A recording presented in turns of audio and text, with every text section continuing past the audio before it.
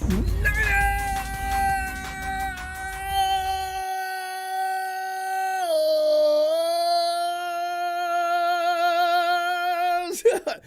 have I been gone a week?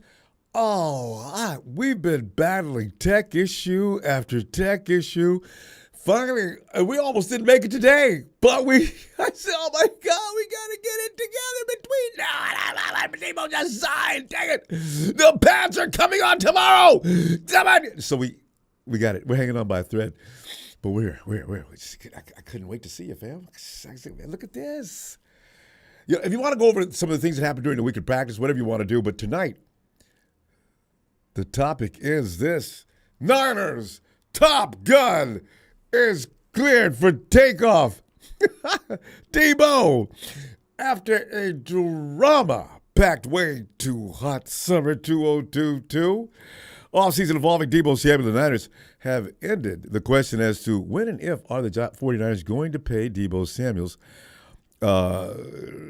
contract and request his boost for his current contract, right? And we saw it from the beginning. The drama unfolded with a lot of madness and a lot of mess, the wall clearings, this person said that, this person said that. And now we finally, the hour has arrived and Deebo is officially signed through 2025. Tonight, after going over the details of Deebo's contract extension and how important the signing is or not, we'll be going to the phones for your reaction. But as far as I'm concerned, the crisis is over. Yes, yes. And as tweeted earlier this evening by Ian Rappaport at The Rap Sheet, the 49ers and star weapon Deebo Samuel worked for months and got it done. He lands a huge deal. 3-year extension worth $73.5 million max and $71.55 million total. The guarantee is $58.1 million. He'll be 29 years old entering the last year of his deal with the potential for another massive one. See, that's pretty much what Deebo wanted. And that may have been the sticking point. That Deebo, the 49ers would have rather signed him to a longer-term deal, I'm sure. They probably would have liked to line Deebo up with Deebo with a 5-year deal extension that equals 5 years, including this year, of course. But I guess they finds that Deebo said, "Look, y'all don't understand. I'm speaking English. I said I need a short-term deal. If I can prove my worth to you, then we can talk in 3 years. All right? How about that?" And the 49ers says, "Okay." So that was it. So tonight, please share your reactions with us. Are you happy with the fact that the Niners held on to Deebo and finally got the deal done? Or were you, by any chance, for trading Mr. Samuel's baby boy? Now, listen, here's this thing. The Ronbo Sports is not for the meek or faint-hearted. Rudy and his Los Angeles contingent, the Hawks and others, have all come to the chat room and did battle. It gets bloody in there. It gets crazy. Hell, I'm the host of the show, and I get beat up in there. And I love to go into that chat, go a few rounds, but I'm supposed to be the adult in the room. So I just leave that to them. But just know this. If you come in and say things, be prepared for the fallout in the chat room. Just to let you know, if this is your first time in Ronbo Sports, could be a hell house sometimes. Anyway, also, was the cash agreement right in line with what you thought Deebo should be getting or not? Are you feeling more comfortable about the Niners' offensive attack with Deebo finally on board? Did you exhale when the news broke or just say, whatever, we were going to be fine without him? Yeah, really, you got those people. I've seen those people. They're out there. Yeah. It's funny. But anyway, let me put on my ears. Our equipment seems to be holding up okay so far. I'm loving it. Let me see. It's not TNT, but Tony Nagatani time. Tony!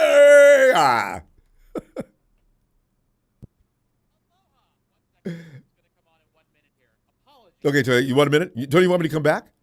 Just next one. Sorry. Okay. Sorry about that. Tony, no, I got you now. I can hear something. Oh, you got me It's kind of low. Great. Oh, is it low? Now the volume's up. Beautiful, beautiful. Yeah, I got a new mic a couple of months ago, so now I'm all crazy. I am ecstatic, Ronbo. I am ecstatic about this deal. Couldn't have happened at a better time. I think I have a little bit of crony. And you called it. Well, Wait. well. Hey, give I have Tony some crony. credit. He said something about this last time we spoke, and that was the middle of last week. Tony, you saw it coming. Well, little bit. People just reading the the various journalists. The contract details all seem to be right in line with what all the smart beat writers were talking and tweeting about. With the nearly $60 million of guaranteed money on a 3-year extension. My one thing, I thought the deal wasn't going to happen until Jimmy was in the rearview mirror for the team.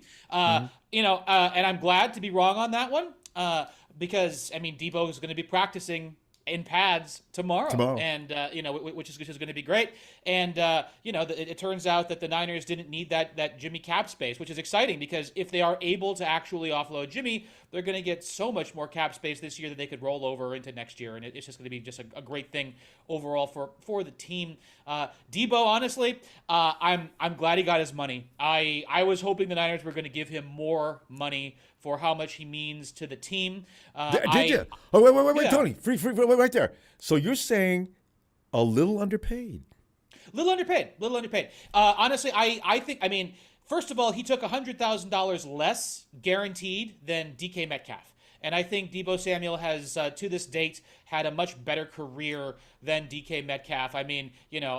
Appearance in a Super Bowl, an appearance in an NFC title game, an All-Pro, just the versatile offensive weapon that he is, running and receiving, all those sorts of things, just showing himself to be, in my opinion, a better player than DK Metcalf. He doesn't have that ridiculous speed, and both players have injury issues, DK with his neck and Deebo with some of his lower body stuff. But I was a little surprised that Deebo signed for less guaranteed money than DK Metcalf. And at the end of the day, too, I was really hoping for that longer deal. And I understand why Deebo didn't. I think the Niners were, too.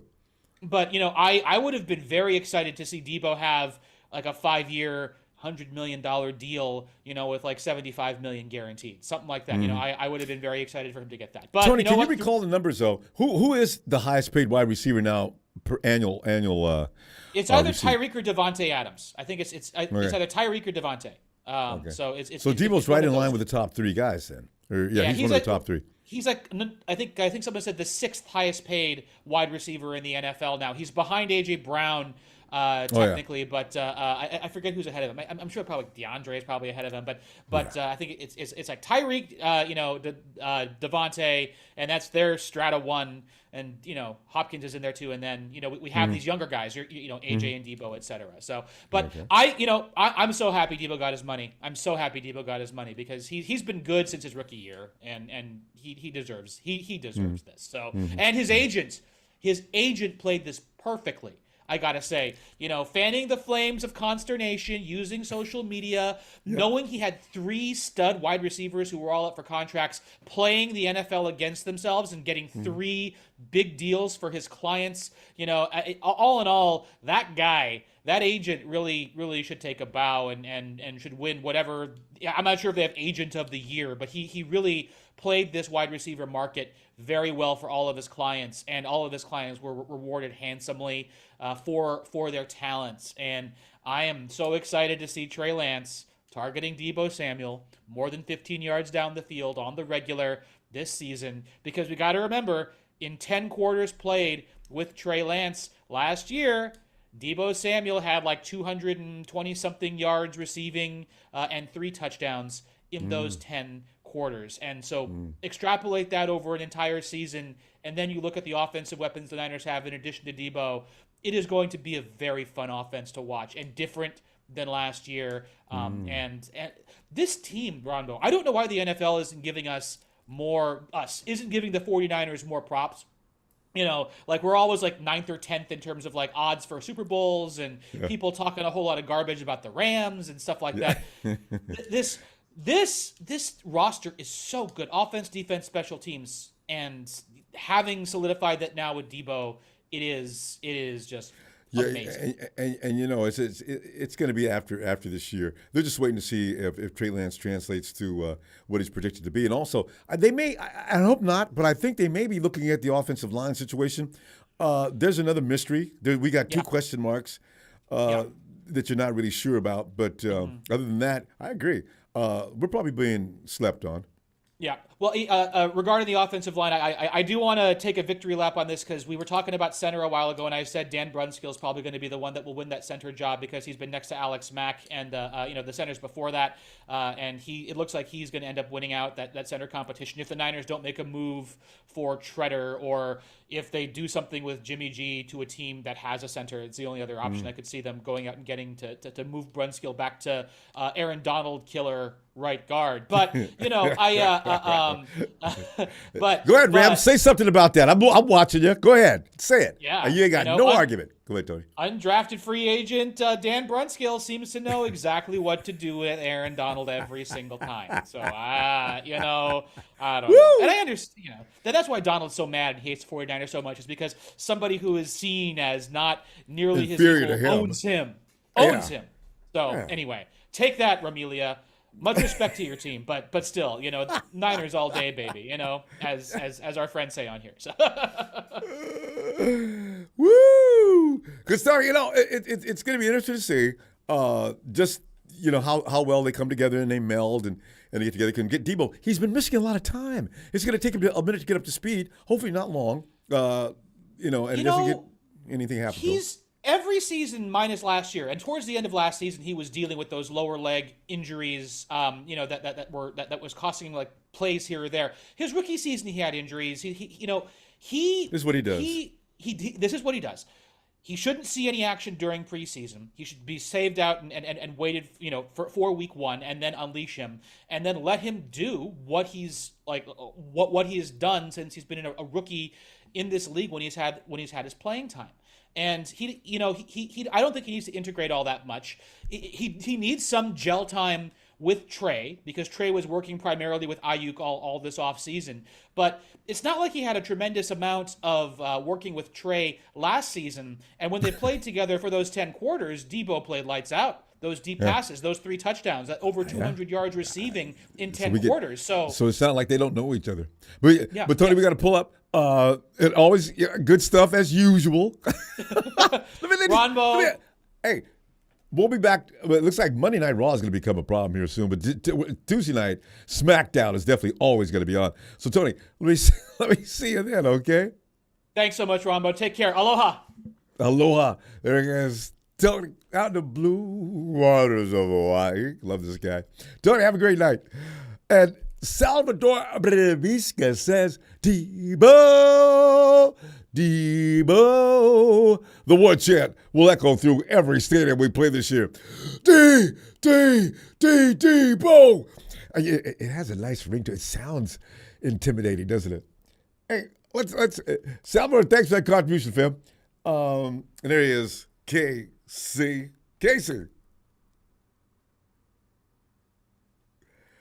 We might have caught Casey at the card table, and he's probably in the middle of a hand. So I don't know. He might have to come back. He's trying to bluff his way. He thinks he's a poker player. He's got that poker face going, and it's not working. Casey. Okay, let's come back to Casey. Obviously, he's tied up, or else he'd answer real quickly. God, it was only fitting a Cardinal fan like Sean would show up. Hey, Sean. What's good, Ronbo? Well, Sean, we just got our Maverick back in, and we're feeling pretty good about that tonight. And Sean, some of the things you said last time, you probably, if you listened to any moments afterwards, you probably heard a lot of things said about I heard the guy who was just talking called me a Seattle Seahawks fan. Oh, you do remember? Okay, I'd forgotten about that myself. I remember. There are worse things you can be called. So what do you think, Ronbo? You think Deebo's a little underpaid, a little overpaid, maybe? Well, you know what, Sean, I got to think about that for a minute. He needed to get at least that much, But Deebo, I still think, Sean, he's the most prolific and most diverse weapon in the league. But, the 49ers are probably thinking, well, we've got this problem, and I'm sure there's a medium point somewhere. So I guess, you know what? Maybe he was paid right. I'll go along. I'll say okay. Yeah, he was. I feel like you guys are just signing players that the Cardinals didn't want, like Robert Kindici, a little bit of that Keyshawn. Who's that wide receiver? Last year? Yeah, it was. He's gone, but I know what you're talking about. Now you guys, Kindici, Keyshawn Johnson. Like, are you guys trying to be us? Next thing you know, we're gonna release DJ Humphries, and that's gonna be your new left tackle. Like, Sean, you got bullets tonight, huh?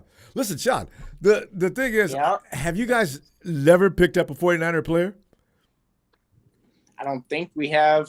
The only player I would think, I don't think we have. This is one of the reasons why you guys haven't won anything yet. You need some Niners, ex-Niners. I don't know about that, because we could take Mike Lupati or Ronbo. Oh, that's right. You guys signed Mike Lupati, yeah. But didn't he have to retire because he got like a neck injury or something? Well, the point is, while you were throwing shade on us for signing some of your throwaways, I just trying to remember that. Thank you, Emilio. Why don't you guys just cut Jimmy? Let the Cardinals take him for like a $3 million deal, and we'll go win a Super Bowl with him. Hey, Jimmy thrown to D-Hop. Some AJ Green. And once he wins a Super Bowl with us, y'all gonna wish y'all kept him. Make a deal. You got to give him some draft picks or do something. You know what though? I really do think Jimmy's gonna walk. I'm not trading the 49ers. I'm waiting until y'all cut him. So yeah, I agree. Jimmy walks before September 1st. If he does it, the 49ers will owe him money. As it is, between now and then, they don't owe him any money. Jimmy's just sort of running around the locker room. It's clear that he's not going to be on this team. So if I'm a GM, why would I give the 49ers a damn thing? You guys aren't going to do anything. It's not even working out. I'm going to wait. So, yeah, you're right. What are you guys doing that everybody gets hurt on your team? Yeah, you know what? Listen, what do you think the Cardinals do that's different than the 49ers? Why is it you guys mostly go football? You guys usually go into the season with all your people. Yeah. And then halfway through that, and then halfway through it, everybody gets hurt. So yeah. Yeah, what people have to understand about the NFL, there is no everybody's guarantee. above 5 feet tall, not like small ass Kyler Murray over there. I know, but they got him too, Emilio. We beat Kyler Murray. Kyler when he went 1-0 against you guys last. Wait. How about at the end of last year, not this past, but the season before last, when the 49ers maimed and crippled him going into that game against the Rams? Yeah, but what about that? We finally caught his little butt. What about that Colt McCoy took over? Yeah, Colt McCoy? Hey, well, yeah.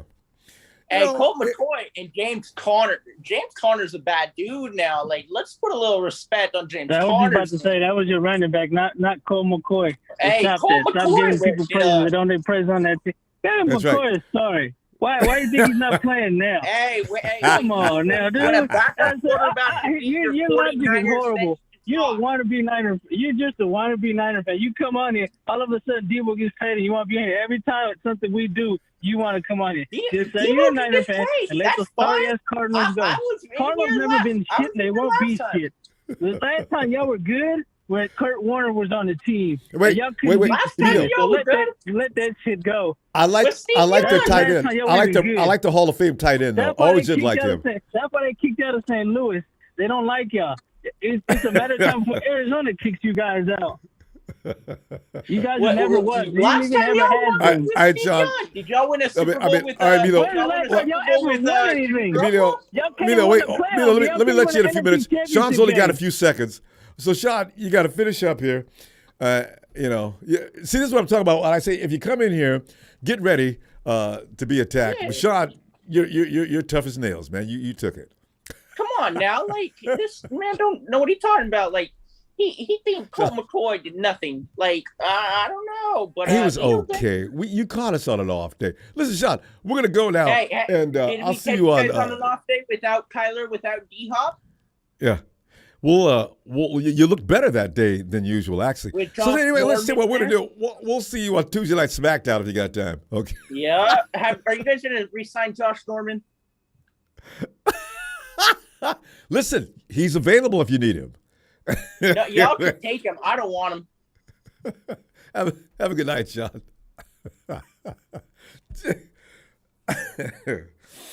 Some of these fans from other teams, definitely entertaining.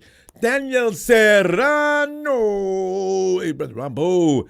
That wall behind you looks empty. I want to thank Jimmy for his professionalism throughout his time as a Niner. Rice as the next fathead. You know, I'd like to get either Rice, Young, or Frank Gore and Willis. Those are my four guys. I can't make up my mind. One of the guys.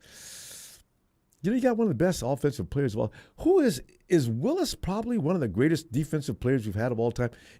I'm trying to figure out because Rice, of course, is easy to choice, and it would look good next to Joe. I don't know. I'm still contemplating what to do about that.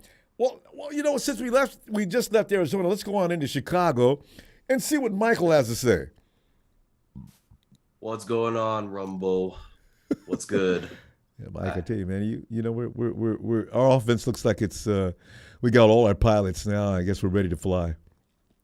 So Deebo's in, and we can stop crying about him because it was getting to be a pain in the neck. Every time you look up, there's more information about somebody. Well, you know what it is like. You got a disgruntled player. You've seen people leave Chicago, and it's just a mess. So yeah.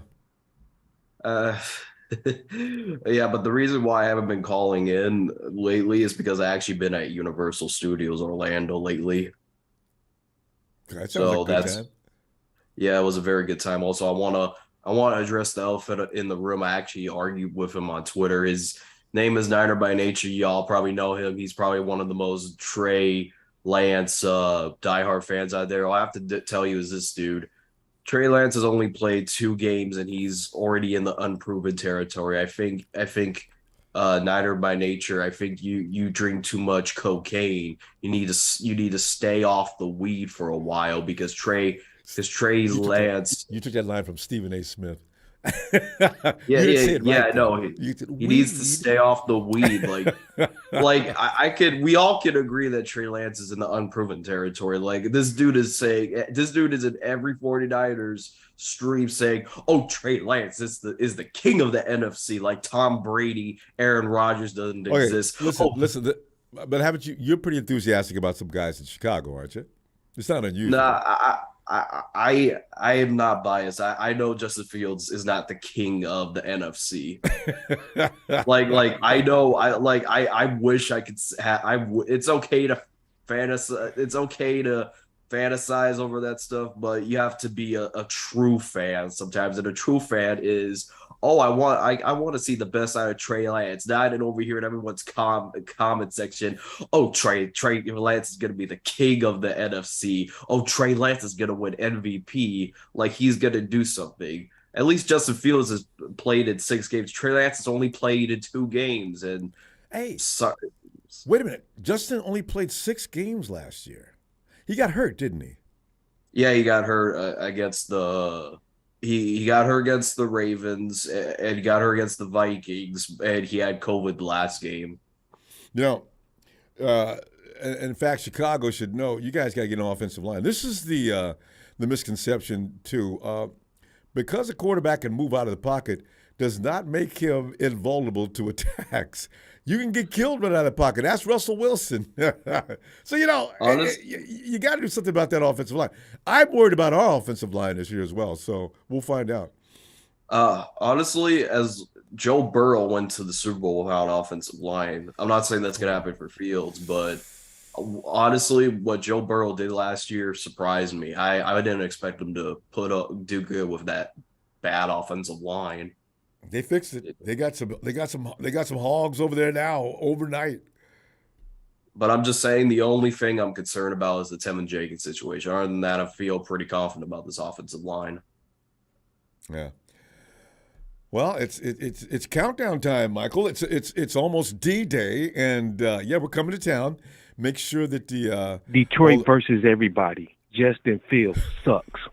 It's Don Turd.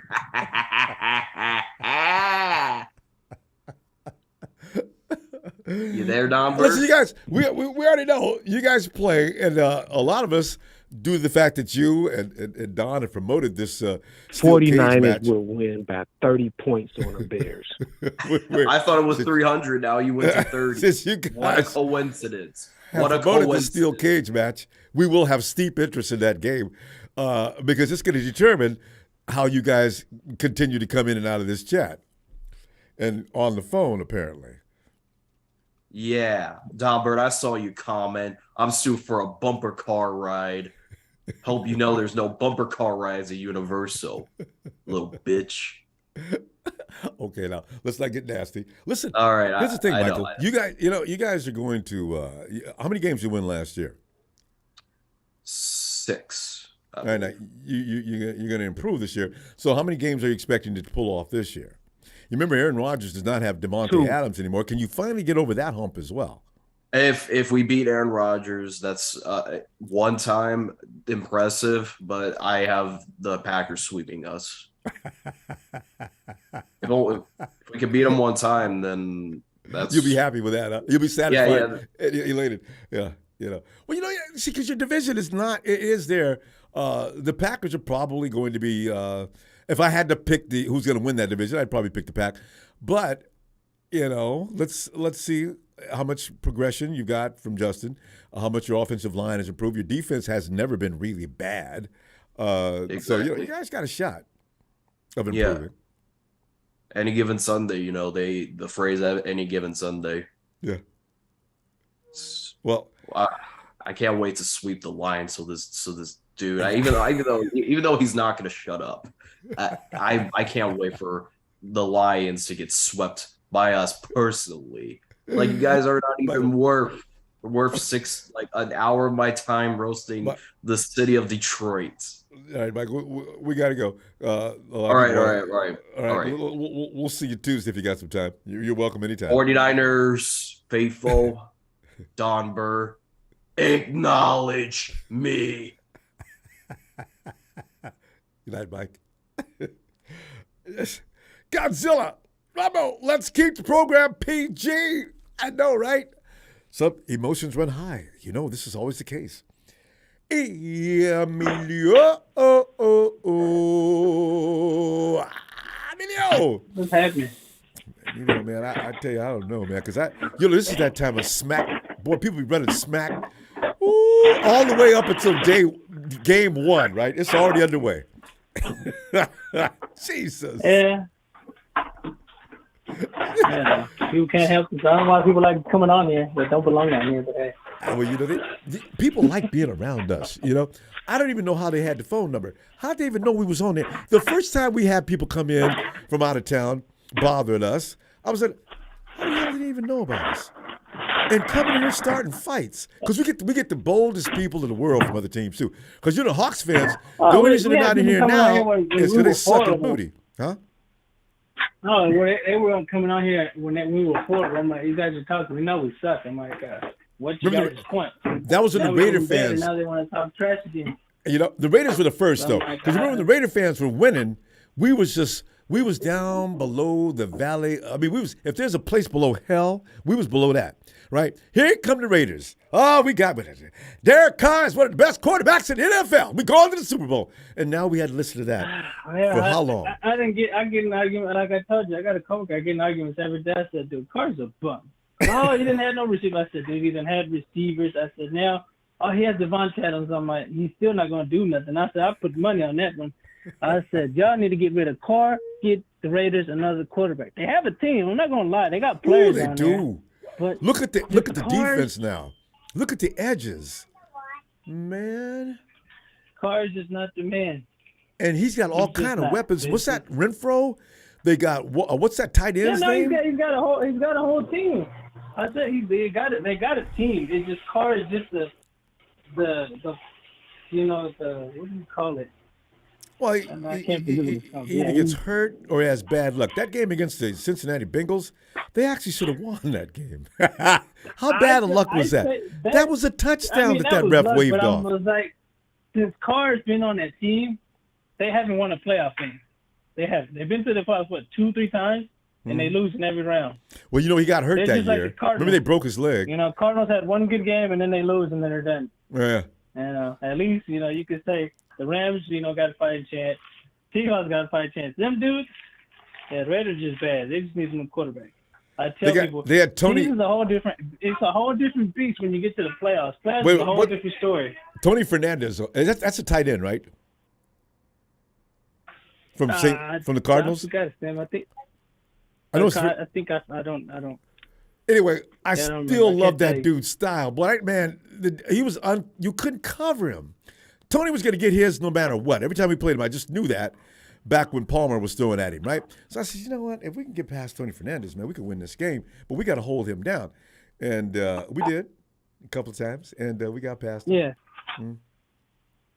So, but anyway, Emilio, you got Deebo. Now, I remember earlier you were saying this holding out is not something you approve of, and that if Deebo, after 1 year, thinks he should be getting paid grand theft money. Now, he got paid the bank. He's got a big bag now. I told you before. I just thought my idea was give us another year. I'm glad he got paid. Don't get me wrong. Like I said, I'm a Deebo fan. You don't think he's I overpaid just then? thought because he had one good year, then he gets injured, and then he has another good year. Like it was just that injury thing.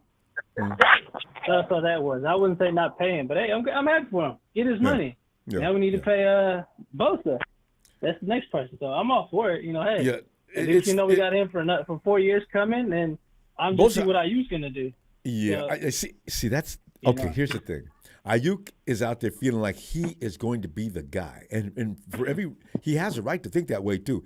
Him and Trey been working hard for months. He has the right because he's been practicing with Trey the whole time. Yep.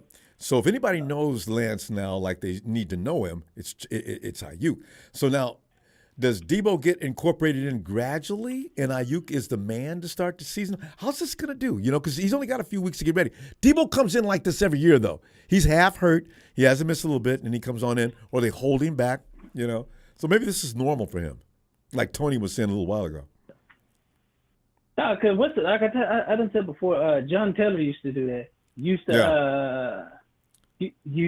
Didn't practice in the off season. When it came to the season, he's ready to roll balling out somehow. So. True. Ready to roll. So it's just, some players are just like that. They don't do nothing. They don't work out. They don't do nothing. But once comes training camp and everything else, they're working their asses off. So. In fact, I would keep the that same routine with Deebo fine. every year. Don't work him too much until it's time To me, it's not. It's fine if he doesn't want to work out. Don't work out. But like I said, just come OTAs and training camp and in the season you ball out. That's fine with me. Hey, at least you're doing what you're doing when it counts. Mm-hmm. At the most. Mm-hmm. So, because I'm people glad still Deebo. don't want Deebo getting the ball, whether it's 10 yards out or 30 yards out. Nobody wants to see Deebo with the ball, and in fact, I still want him to get the ball close to the line of scrimmage. I want the ball in his hands as soon as possible.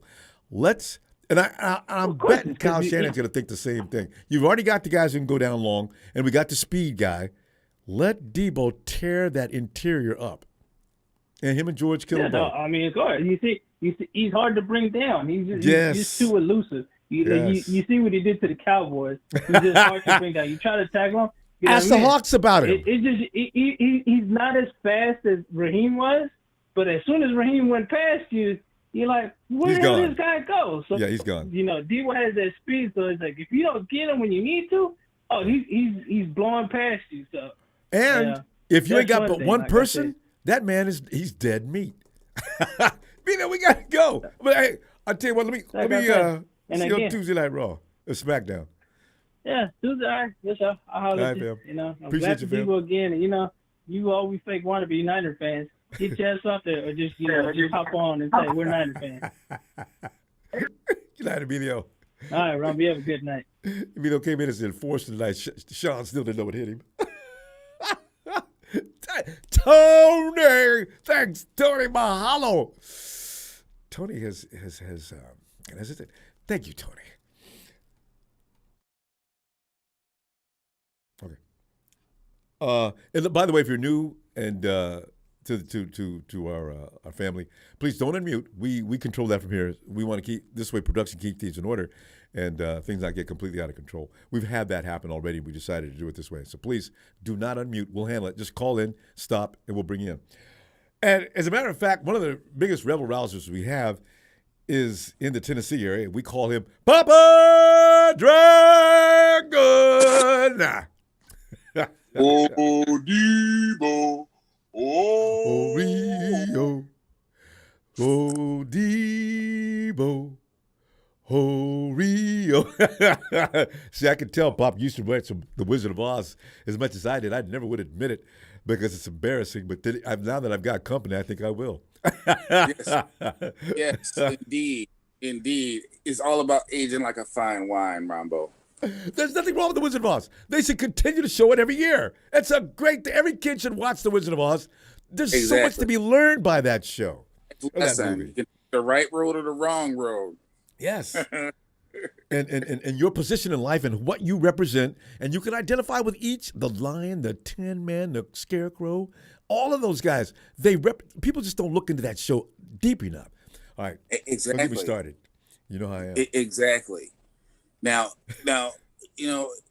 everything didn't happen like I thought it would happen. And so far, it looks like I might be wrong. It looks like my fearless prediction of Brendo being a Pro Bowler is going to be very wrong. Uh-oh. It happens. I can admit when I'm wrong. Wait, I can admit that. Somebody else just mentioned, who was that said that Brunskill's probably going to, where are you guys getting this info? Hawaiian Tony. It's going to be Brunskill, I think. That's Tony believes that as well. It looks that way. Where did you guys get this intel? It's a lot of it's coming from guys that have been going out there to the practices. Kruger, Grant Cohn. Brunskill's been taking half the snaps, and they have a rookie. Buford's been taking all the snaps at right guard. I read that, but you know how Kyle likes to do. He may be just looking at people.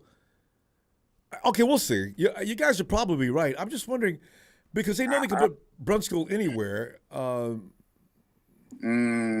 I guess. It looks like it's Brunskill. I mean, I'm not. It just looks that way. To me, I think it's a Kyle move. I'm going to go with the devil I know instead of the devil I don't, which is his typical MO. Yeah. And then I'm guessing he's, the center position for his offense is more important than the guard position is. Oh, God, yes. So the center position makes all those calls. So, Brunskill's done it before. So obviously. And it takes time to get that cadence, to get that. You got to be able to read. That's another skill that everybody doesn't have on that offensive line. You got to be able to read that quickly and make a decision and get it back to the quarterback. You're right. So. Yeah, I mean, once it's split. But I'll be honest with you, I was looking at some footage from practice, and I saw both him and Brendel and Brunskill doing long snaps, and I was like, ooh, I don't look good. Wait, who was the worst? Who was the best? Ooh, I would probably say Brunskill's a little better. And you're saying that as if neither one of them were doing a great job, but between the two, lesser of the two evils. It just, to me, it looks like, in my opinion, and again, this goes back to what we were saying about they can't do nothing without Jimmy G being gone. Guess what? Jimmy G's still there, and Deebo got signed. So let's clarify that right now. They told everybody over and over that was the case. So I was wondering why everybody kept ruminating on that. Right, and then people look at it like it's 3 years. It's not. In fact, it's a 3-year extension to the current deal. So. We have Deebo kick in until next year. Not really. Yeah. Well, he's going to get his bonus money. Yeah. You know, You already the got it, other part probably. is the guarantee, but that's where we don't know what the full guarantees are yet. Once we know what that is, then we know how Deebo really did. I thought it was 58. Well, that is guarantees up to 58. Yeah. It's probably There's a lot of fluid. language in that track. Yeah, there's a lot of language in there. So it could be workout bonuses. It could be Deebo love handle bonuses. You know what I'm saying? It could be, You got to keep them love handles off there, Debo. Say what? Listen, I ain't Kyler Murray. Don't be saying stuff that the media's going to pick up and embarrass me. I'll come back in there and sit down and we'll talk some more. You know. Yeah. And I don't know what's going on with these other fans. Don't you guys got your own shows, man? The Cardinals, come on, dude. But you know, I wish I would have asked. History. I just wish I would have asked Sean. I forgot. That's got to be a dig to every Cardinal fan. So listen, you've got to pay Kyler to study the opposing team coming up that week at least 4 hours.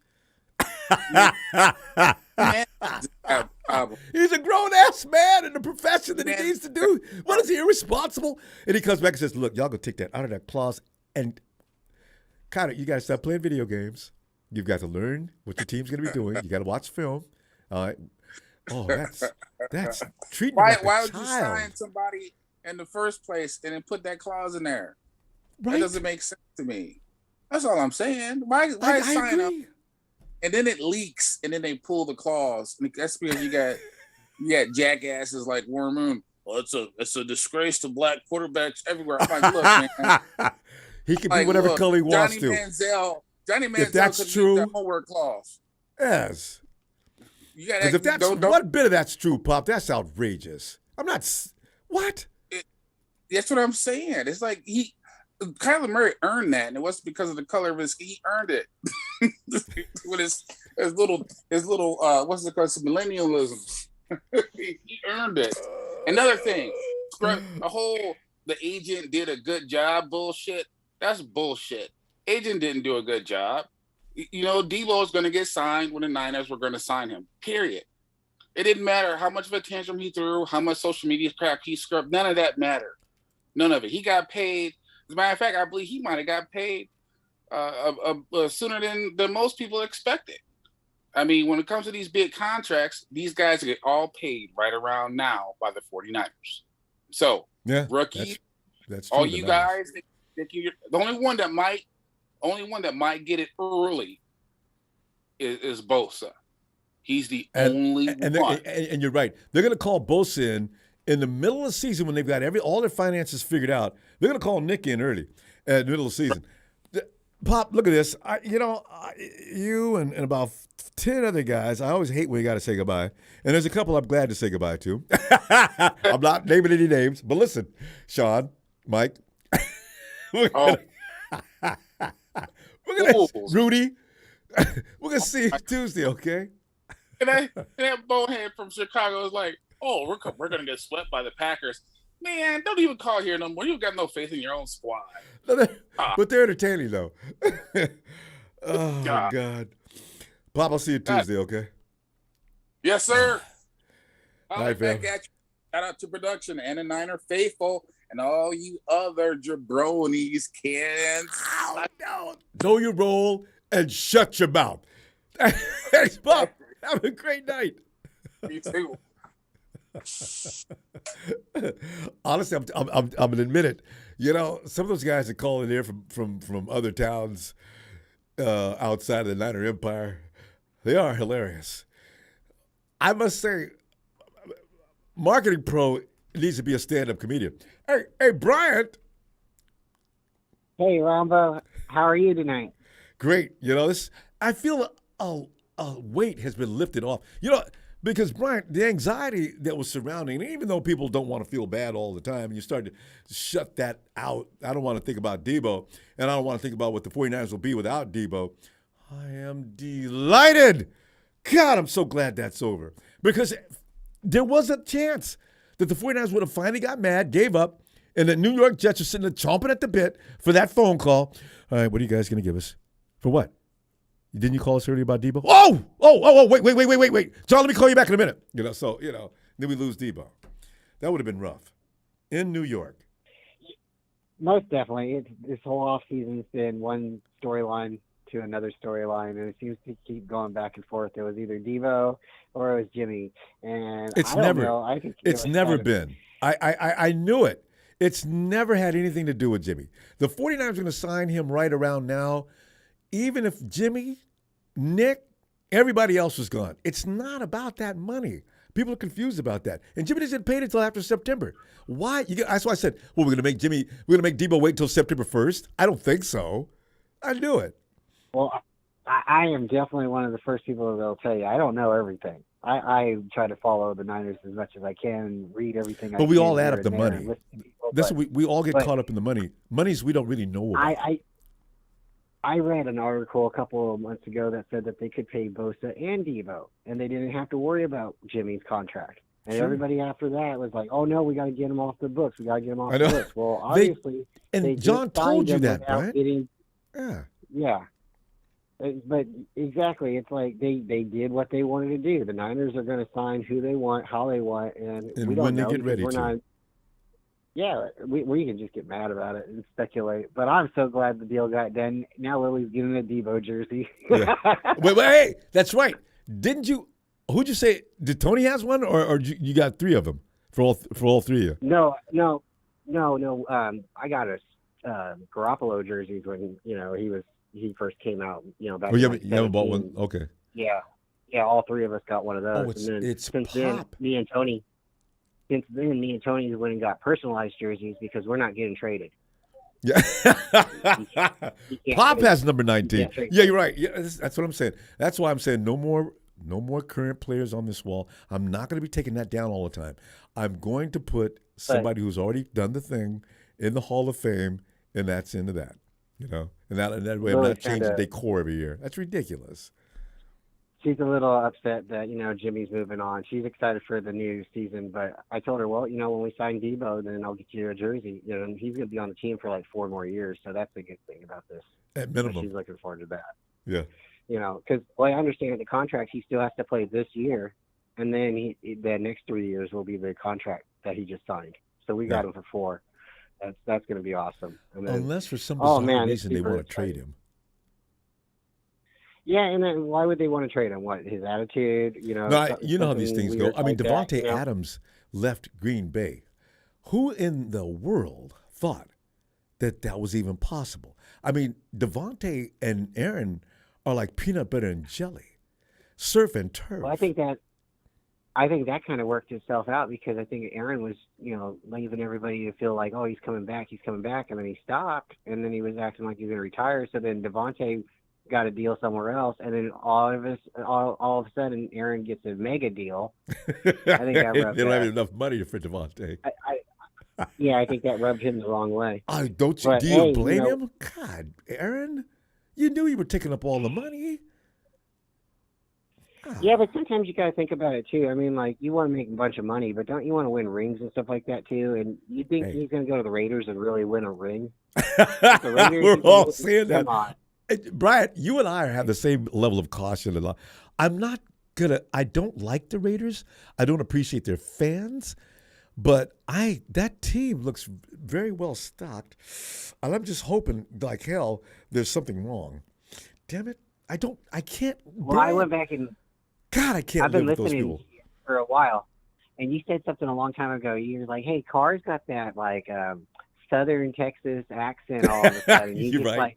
And I was like, what are you talking about? So I went and listened to him a little bit earlier than that, and then I listened to him after you said that, and I'm like, he gained him an accent. And I don't know. I just, they were talking about taking the Raiders to San Antonio there. Maybe it got stuck in his head. I don't know. But he was practicing getting ready. Because, all we had to do was we had the ball moving, and we made a little mistake towards the end of the game, but we had it all under control. Hey, Derek, you're from Bakersfield, California. What are you doing? Yeah. Slow. Yeah. No text in there. But hey, let me jump off the phone and hand it over to another 49er fan. Thanks for letting me call in. Hey, thanks for everybody else who calls in. And it is a little funny that we seem to get other fans in here, but if you think about it, this is the best chat in the world. So and it's Niners all day. People come in to fight at the chat, right? It's comical. But Brian, They appreciate you do. always. They do. And we'll talk. I'll be back Tuesday looking for you. All right, give my best to Tony Yeah, and Lily. Check your emails and your Twitters. I've been messaging you and stuff. Yeah, I so, know. I just all did right, today, I'll in talk to you fact. later. And thank you very Yeah. much. All right. Yeah. All right, I'll talk to you soon. You have a good All right, night. fam. Night. There goes Brian representing the Culp family, one of the best 49er families on the planet. Hey, Russo. I haven't talked to Russo in forever. What's Forever. up, Ronbo? Russo. Bravo. Russo, come on in. How you doing? What's up, bro? I mean, we're just, we're going through transition, and Deebo's just signed, and Trey's about to take over, and we got a great team, except we're worried about the center position. Well, you know what, Russo? In general, I think we're all a little concerned. No matter how many people talk themselves into believing that the offensive line will be fine, I never say that anymore. I haven't said that since Harbaugh's era. After we lost that all-star, that Pro Bowl offensive line, and we started sticking pieces together, I've been worried sick ever since, except for last year. I thought we finally had a decent offensive line. But now, oh, man. Russo, I'm sorry. Let me your thoughts on that and Deebo. Go ahead. Well, I want to start with Deebo, and I want to start. How you doing, Ronbo? By the way, Oh, yeah, Good to talk to great, you. great. Now that, as I said, we're done through this crisis. Let's get through the next one. But go ahead. So I want to start with a man that many people probably don't know, and I barely found out who this guy was. But his name is Tory Dandy. Have you ever heard that name before? Isn't that a writer? That's Deebo Samuel's agent. Oh, I thought I heard that. I saw that name every day. Yeah, go ahead. Yeah, so he just got praised a few minutes ago. Go ahead. Yes. So do you know who DK Metcalf's agent is? Tory. Tory Dandy. Mm-hmm. So DK Metcalf just got 3 years, $72 million. What, 4 days ago? Mm-hmm. And 2 days later, sure enough, Deebo Samuel gets 3 years, $73.5 million. Also, remember, A.J. Brown is a part of that crew, too. Dandy represents him, too. Exactly. You want to ask me if this is a coincidence? Because we both know it's not a coincidence. We do. So when you're an agent and you have all these players that are on your checklist, that this guy's due for contract, this guy's due for contract, everybody knows you do them all in order, and you do it based on their skill sets and their pay grades, and you kind of get the small guys out of the way, and then when you're talking the real money, you got to handle one guy before you can handle the next guy. So Deebo Samuel's money was coming the whole time. Russo, you're fading. The agent. Russo, you're fading up and down. Are you? Is your microphone moving around or something, or what's going on? It might be. I guess my point is that Deebo Samuel was never getting paid until DK Metcalf got paid, because everybody knows that Deebo brings a little bit more to the table than DK does. And he got, it's only $1.5 million more. And AJ too, but as far that as was that worth. concerned. Yeah. AJ too. AJ can play too. He's got a little But, bit I of mean, an Deebo, injury concern. Of all three of those guys, Deebo is the most. He's got to be the most efficient out of all three. I mean, DK does what he does, AJ does what he does, but DK does a little bit of everything and can be used in other ways that they're not even using him. So, yeah. Absolutely. DK is more of a bully. I know we all look at Deebo and we got to use him as that Deebo, like, that's my ball punk, and like he's like a bully. He is. But, DK is, he's a little bit bigger and he's a little more athletic and he's a little more, faster. Yeah, he's a little bit quicker and he's more intimidating. He's got all those things going for him. But let's be honest. If he was getting $1 billion, then Deebo was getting $1,000,000,001. He just does a little bit more at the end of the day. So, you know what? Was he saying, I don't want to run the ball, I'm not going to play? The dude just wanted his money, and rightfully so, because guess what? He's risking himself way more than the average NFL player, That's right? what I'm So talking about. you draft a running back, you draft a wide receiver, you draft these guys. You're asking him to do everything. Like when we're on offense, we're just like Deebo, Deebo, just make it happen. We just give him the ball, right? And they draw it up for him, and half the time when he runs the ball, he doesn't even get touched. I know, Because right? The scheme is just so perfect for his him. skill set. Yes. Yeah, he doesn't even get touched half the time. But he just wanted to make sure that he was secure. And now going forward, if you play fantasy football and you don't take Deebo Samuel in the first 6-7 picks, especially in Kyle's you offense, just don't know what you're doing. Exactly. By You the just way, don't know what you're doing. Russo, you bring up an interesting point, because here's the thing: do you think Deebo would excel in any other offense as well as he does in Kyle's? It's tough. I think he would excel. Back in your mic, Russo. You faded out again.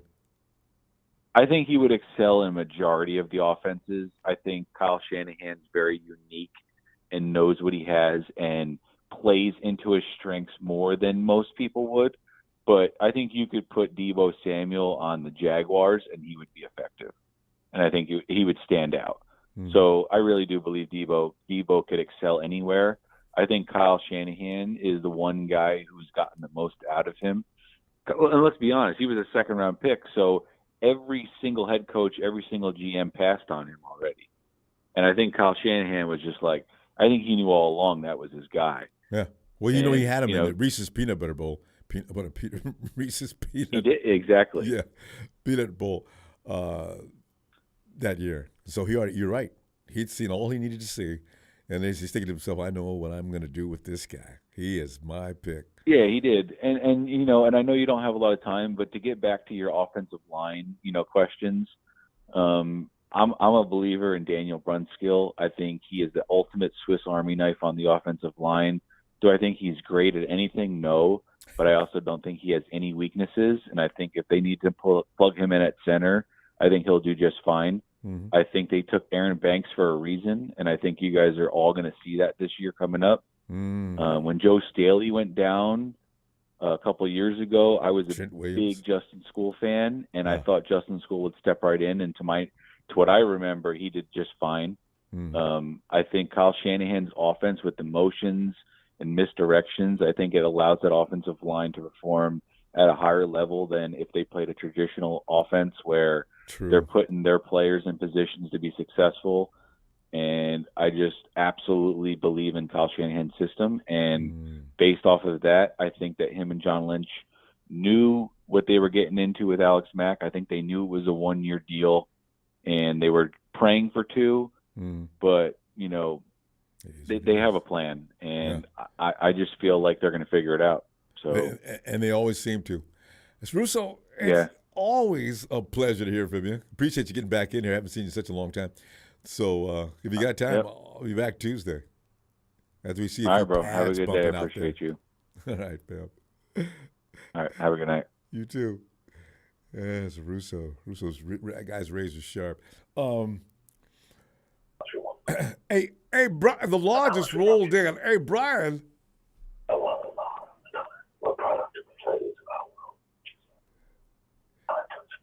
Sounds like the Godfather's over his house. Brian? There is much a child. But Brian's detained. Let's go. Hey, Jay.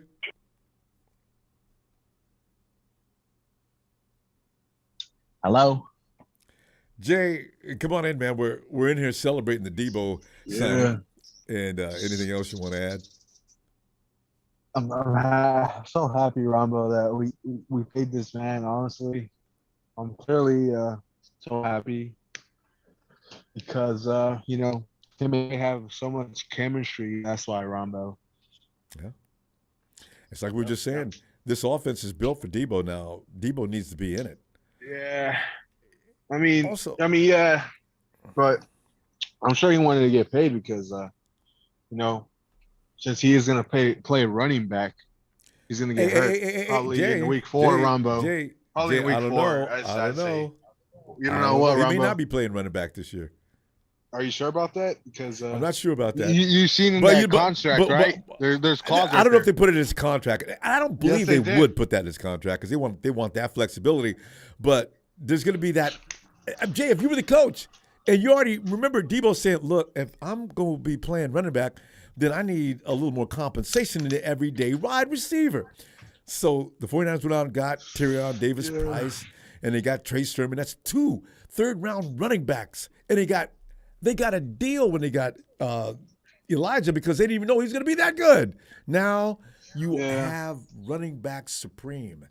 And looks like right now in practice. Ronbo, Wilson Jr. 's Elijah not Mitchell's looking- not going to be our number one running back this year. It's going to be someone else. I don't know who, but I think in listen to me here. I think there's a stat where what's it called?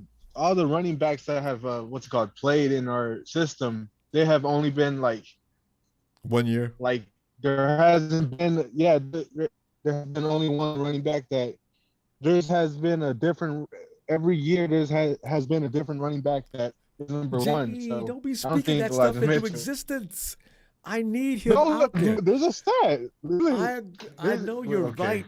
Mostert did that to us after having a record year. One good He year, couldn't come back the next year. And then it was Jeff Wilson Jr. Now it's Elijah Mitchell. Then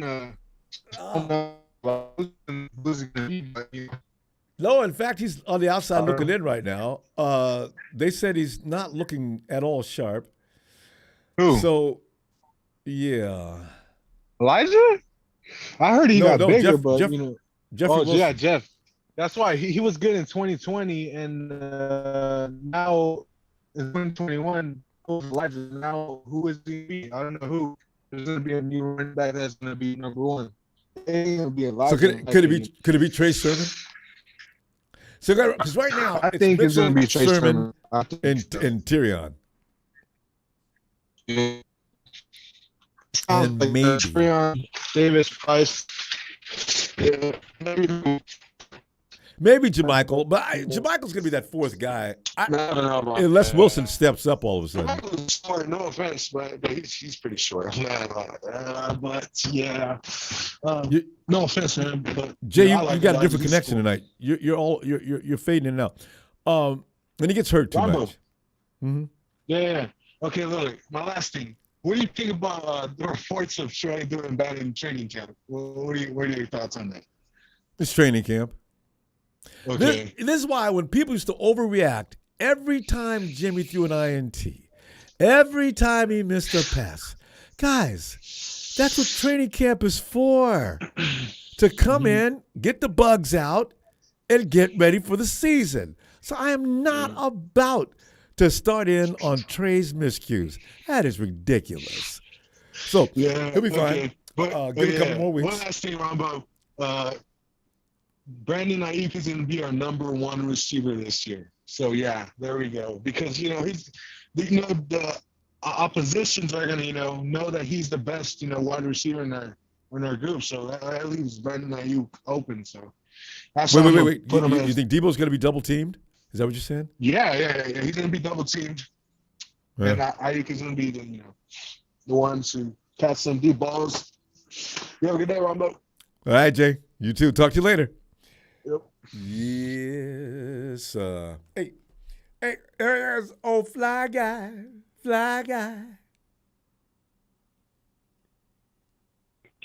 Ronbo.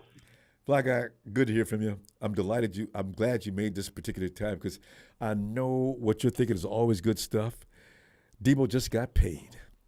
And as I asked earlier, are you satisfied with the fact that he got paid what he got paid? Did you feel like we was going to be fine with or without Deebo? No big deal. Now that he's with us, it's okay. And would you have rather traded him than put up with all this? The reason I asked some questions because I've seen some of this stuff through my social media searches. I'm happy to trade it. The contract is done because we do need Deebo on the team. You feel me? Like to have a complete receiver group, we do need Deebo. So yeah, with the deal being done now, the receiver group we have is very deep. Now we got like top receivers with time on their belts. So they're not like rookies no more. They know what they're doing now. Yep. That's a huge We got plus. Huge. And plus we got Jennings adding to the mix. He's seasoned. And Ray and Gray, man. Kai's like you say, he a genius, so we're gonna see. Yeah. With Lance. It might be a good season, but if it don't work, it don't work. But at least we got to try it because we can't stay in the you got to move on. Like, you feel me, to a different chapter. Oh yeah, it's like is that Belichick? Who's that said if you're not getting any better, there's something about that. But you got to keep getting better every year, or you will get beat. So, Yeah, because you can't stay in the same. Yeah, you can't live the same. I mean, you got to move on to the next chapter and see what the future holds. Because we never know. Lens can be a GOAT and we can win like 5, 6 championship with Lens. And it would be shot just like that. Because every decade, like from a new star is born, like you never know who's gonna be that new star. Yep. So we're getting ready to do it. It's gonna be interesting to see though about that offensive line. Brunskill is gonna be a center, Fly Guy. That's not what I would have wanted. I was hoping Jake Brindle could work out since he supposedly was drafted. Was Jake Brindle drafted, or was he also a UDFA? We got to stop getting UDFAs for the offensive line. Well, Brunskill's not bad, but I believe that the coach got that under control. It's not that hard to be a center. It should not be an issue. Yeah. There's a lot of veteran centers out there, so they got it under control. As soon as you know how Kyle is, as soon as you fumble one snap, he's gonna go get another center. I know Kyle don't play. Yeah. Don't do it. There's a lot of things you'll let go, but not that. Yeah, you're right. Yeah, I'm telling you. Remember last year? We good on it. I remember Alex Mack last year at Jimmy with the sweat bowl. That was pretty funny. I don't know what happened on that snap. Everybody blamed Jimmy, of course, but I wonder what happened. Why was that ball sopping wet, or what happened there? Yeah, that's the kind of thing that usually would piss Kyle off. It didn't, because he knew that's Alex Mack. We'll be fine in the center. We'll be fine. We'll be fine almost everywhere. Yeah, everywhere you can think about. So, if we click, then we got a good team. We'll be strong everywhere. Defense, special team, the defense, cornerbacks. Everywhere, safeties. That's why the offense is going to be good, Fly Guy. That defense is killing them out there right now. Now, it's usually that way anyway before you put the pads on, but they are just killing them. So, but the way I see it, we don't have no flaws anywhere. Tight ends. Oh yeah, a lot of guys haven't been playing too on the offense. That's true. Deebo hadn't been out there. George has been sparingly. There's been a couple of guys out. So, you're going to see that full offensive unit soon, including the offensive line. Trent Williams hasn't been playing. Neither is Michael McGlinchey. So they'll be a little even up next week, see what they look like then. So when the first game in 2 weeks, preseason? The 12th, August 12th. That is 2 weeks, you're right.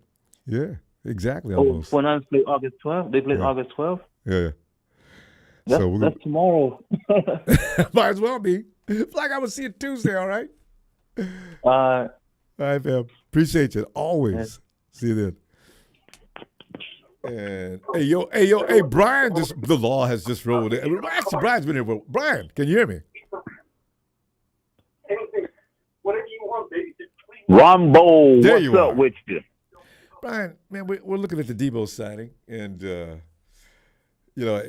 least that is off our minds. And but I just wanted to get your feedback on that. Are you good with that? Did you think he got enough money? Did he need to get more? Was he paid too much? Were you looking for, if he can't behave like some people were saying, he could go ahead and get traded since he doesn't want to be here? I always love when people say that. If he don't want to be here, then get his butt on out of here and get us a couple draft picks. I said, draft picks are overrated when it comes to that. Okay, ain't no Deebo's in this draft. So, I got into that fight. I got out of it quickly, though. I just said what I said now. And those kind of things.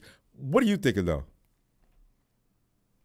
Ronbo, but before I do all that, let me just pay tribute right quick for the agent getting it done by saying, Deebo. Whoa. Deebo. Whoa. Hey, Ronbo, anytime you run across a Cowboy fan, they get to talking that stuff, that's all you got to do. Just start chanting that. Yeah. And that'll put them on mute real quick. It done worked on my folks. My dad hadn't even talked about the game yet. He hadn't even talked about the game yet. We talked about everything ever since the playoffs. He won't not talk about the playoffs. Well, but you say your dad, is he a Cowboys fan, I guess? Yeah. See, because I know he's already thinking about Sean Payton, ain't he? You know what? This is the last year for McCarthy and his clock management or lack of skills. Yeah. And you're right. And he don't know it, but Dak could go out there and mess up again if he wants to, and people say, Dak Prescott is one of the top 5 quarterbacks in the NFL. Whatever happens out there has more to do with Mike McCarthy than it is. I said, you know what? This is like, okay, Dak's been out there how many years? He has one of the best offensive lines of all time out there on 2 or 3 occasions. Now, you can still give him every reason to lose. That thing at the end of the game, by not knowing what time it was, he's a grown-ass man. I don't need Mike McCarthy to tell me that I need to hand the ball to the ref. Don't let me get started on that. I'm sorry. Let's go ahead. Go ahead. But hey, Ronbo, but it's like I said, even going back to the draft, when they did not, with all the, I mean, you look where we came from with all the rumors, Deebo in the club, he waving off, he's shooting the finger, and he want to be traded. Made him look arrogant, didn't it? And they don't look like a villain. And it get to the draft, and the Jets, they just went on as business as usual. They got who they got, and when it came down to it. But I'm glad that he got, he got the market, he got the bag, as they say. He got the bag, and now it's time to go make this run for the Super Bowl. Yep. It's time to run. Yeah, it's looking all academic from here, ain't it? Yeah. Yeah, and then another thing, Ronbo. Hey, everybody worrying about Trey and whatever. Let me tell you something. First of all, one, Trey now Trey has an arsenal. He's got a veteran arsenal. He's got Deebo. He's got Brandon Ayuk. George. He's got Kittle. He's got Kittle. You got Trent Williams on the offensive line. Got McGlinchey. He's got a stable. Yeah, he's got a stable. He's got a stable of running backs. Yeah. And then you go on the other side, ball. You have an elite defense that he goes against every day.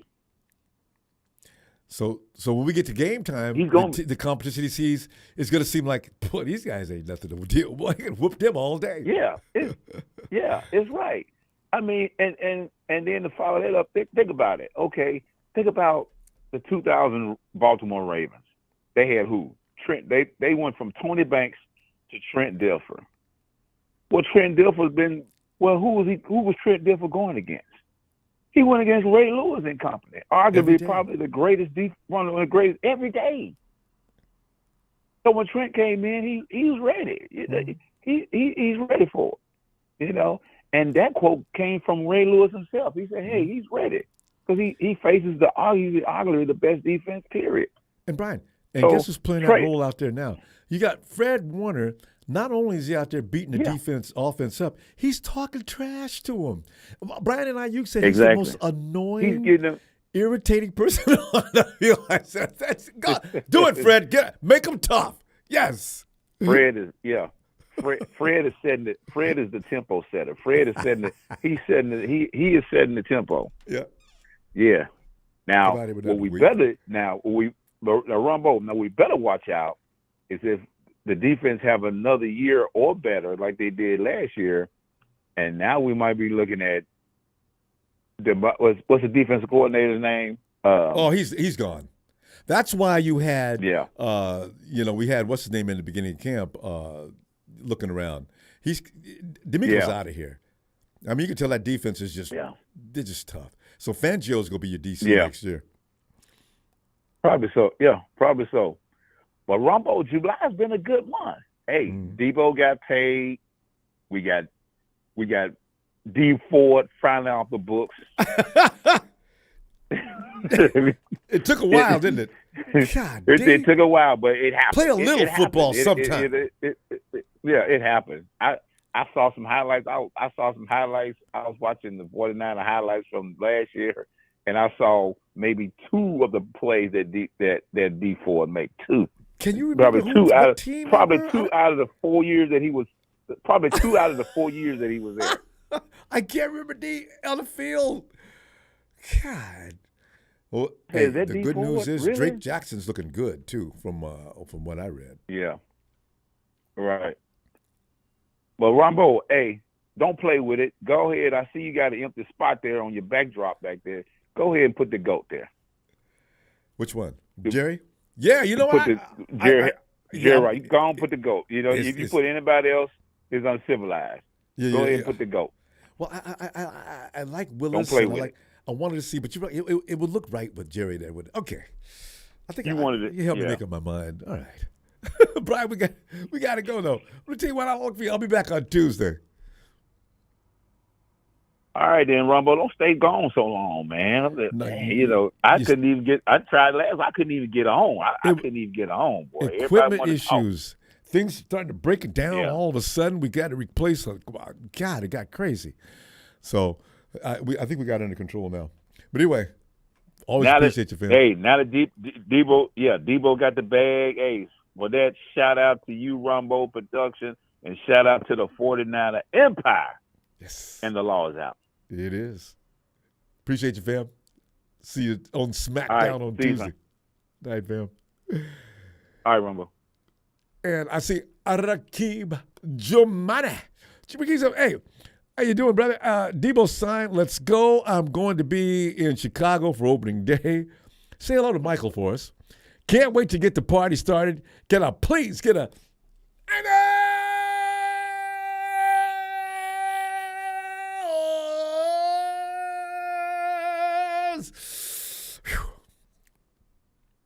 It feels so good. Here he is, Rowan, Chuck Wilvante, 49ers Web Zone Writer Supreme. Rowan, come on in. How you doing? Doing great, you know. The less drama we have, let's go. You know, I want to see him just go out and play ball now. Let's stop with everything else and let's focus on playing football. So, you know, Rowan, Deebo's done, and I'd love to hear your reaction on that. Anything else you want to add? Because Rowan's got his finger on the pulse of the 49ers activity right now. So, Rowan, take it away. Yeah, like you said, been busy. Training camp been out there. Been out there every day so far. It's been a blast, and I mean. It's looking good. I mean, Deebo Samuel, I said it on my podcast over the last couple of days with my co-host. I expected him to sign this extension this weekend because I expected him when pads were to be out. I expected him on the field, and that has starting tomorrow. And so it was perfect timing. I thought, in a way, the 49ers would have a dramatic entrance, sign him tomorrow morning so that the fans come out. They see Deebo Samuel as the first face out cheer. But, you know, they get it done with today. The deal, in my opinion, good deal for the 49ers.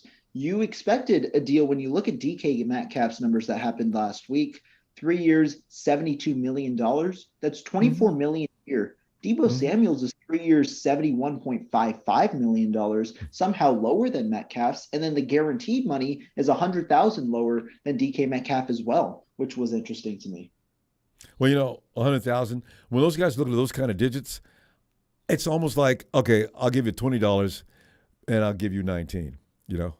It's probably not a big deal to them. Yeah. I mean, unless it's ego thing. Normally that last guy always gets the contract, the biggest contract. Right. In this case, that wasn't the case. DK Metcalf got the biggest one of the bunch. Ron, question on that, though. Go ahead. Did Deebo want a shorter contract? Because I think he was pining for having the chance to sign for another lucrative deal after this 3 years, which is risky because something could go wrong with your body. But in 3 years, Deebo's hoping to be back at the table negotiating another large contract. I think that was his goal. You're spot on with your analysis there. Deebo Samuel, that was his main chip. So in a way, there were a lot of things to leverage, right? Do you want a higher average annual value? Do you want a higher money guaranteed? Do you want a higher signing bonus? Do you want a shorter contract or a longer contract? I know the 49ers wanted a 4 or a 5 year contract. Deebo Samuel, though, he's 26 years old. He is the oldest receiver of the 4 receivers that got contracts. So he wanted a short-term deal. In addition, wide receiver is not a premium position in the NFL anymore. There are so many receivers coming in and year out of the NFL draft that immediately contribute. And so teams have started to shape their rosters around later round and early round receivers, drafting those so they can get an extra year of team control, as opposed to paying a guy like Amari Cooper $15 million.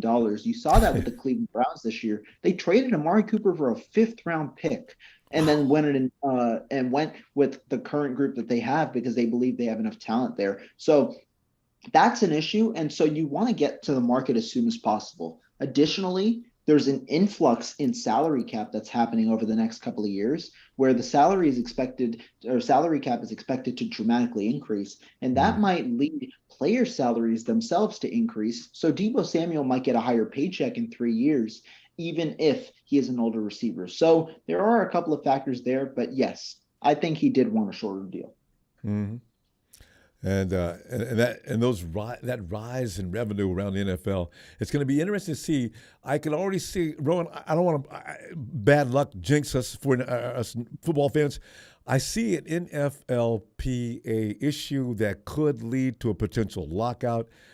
I just, they're going to come in with that argument. They'd be legitimately in the right lane, saying, listen, the league has increased in a way where we should be compensated. You guys playing 17 weeks. You're now talking about adding another one. You're adding this, you're adding that, and we're not feeling it like you're feeling it. We'd like to have a little bit of coverage here. So I can already see that coming. That could be the case, yeah. What are your main questions about training camp so far? No, training camp's going as it does every year about this time. You get a lot of because with the pads off, Ron, I think the defense has pretty much, well, it has in some positions. It seems like there's always an advantageous thing for one side or the other without the pads. Yeah, that's true. The defense does get the advantage just because the offensive line, they can't block. They can't be as physical, whereas the defensive line can just bull rush through. And so that's why it's so exciting tomorrow, because you might finally see some real good offensive line play. And Ronbo, before I head out, I'll give you some optimism. The offensive line looked good on Saturday. I was there. I watched live. The offensive line looked the best it looked all week. And that was obviously because Trent Williams and Mike McGlinchey came back. But, you might have been concerned originally about the offensive line. But right now, I think the tackles were fine. Mike McGlinchey got beat by Bosa a couple of times, but Williams looked pretty good. Nothing unusual about that. Everybody does. I thought McGlinchey's rest of his reps were good. The run blocking, though, was the big difference. I thought the running game finally had a little bit of a boost to it. You saw some actual runs downfield as opposed to being tackled for loss. Some guys that are standing out, just to start, Aaron Banks. He's looked pretty good, in my opinion. The only question right now to me is Spencer Burford. Will he continue to be the guy, and will he show out when ads come on? Yeah. Spencer, is he potentially going to be the starting right guard, do you think? I think so. I think the 49ers really like Spencer Burford. I think he's going to start at right guard at the moment, because really there is no competition for him. Nick Sakel was the second-team guy, but he got bumped to third team after Keaton Sutherland took over at right guard, and he's not making the roster. There's no competition at the moment. Whoa, and they keep Sakel because they drafted him then. Okay, now Jake Brendel, what's going to happen to him? I think Jake Brendel initially, I thought Jake Brendel was going to be the starting center. He had the rapport with Trey over the last year. He was athletic, very athletic. He's intelligent. Guys have talked about him, and he also calls out all the protections. But right now, after Saturday, I don't think that's the case, really. Daniel Brunskill got a majority of the first-team reps at center on Saturday, and Daniel Brunskill looked pretty good, especially in the run game. He had a nice block, and, he had been struggling at center the first 2 days, especially with snaps. He had some poor snaps, but he looked pretty good. And then after practice, you could see him specifically working with Trey Lance on snapping. So that is an interesting thing. Brunskill's had tendonitis? Yeah, he had tendonitis in OTAs and minicamp. And that may be some of the reason, as you mentioned, he didn't look good the first. Maybe they've got him shot up with something.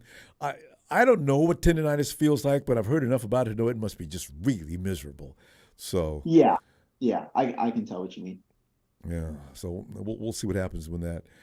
Hey, Rowan, appreciate you getting in here. It's always good to see your insights and hear about what you're talking about, and you're out there anyway.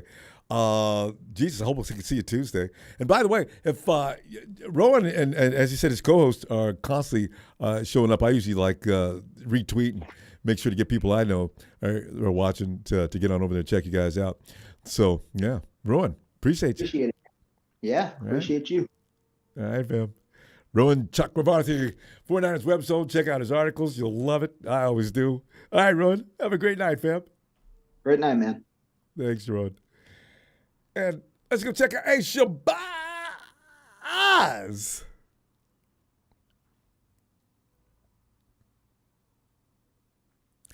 Yeah, Boomer T says I have patella tendonitis. It sucks. Yeah, Shabazz, come on in, man, because we're like in here talking about the fact that we no longer have to talk about Deebo. You know, it's funny because somebody just mentioned something I just realized at the beginning.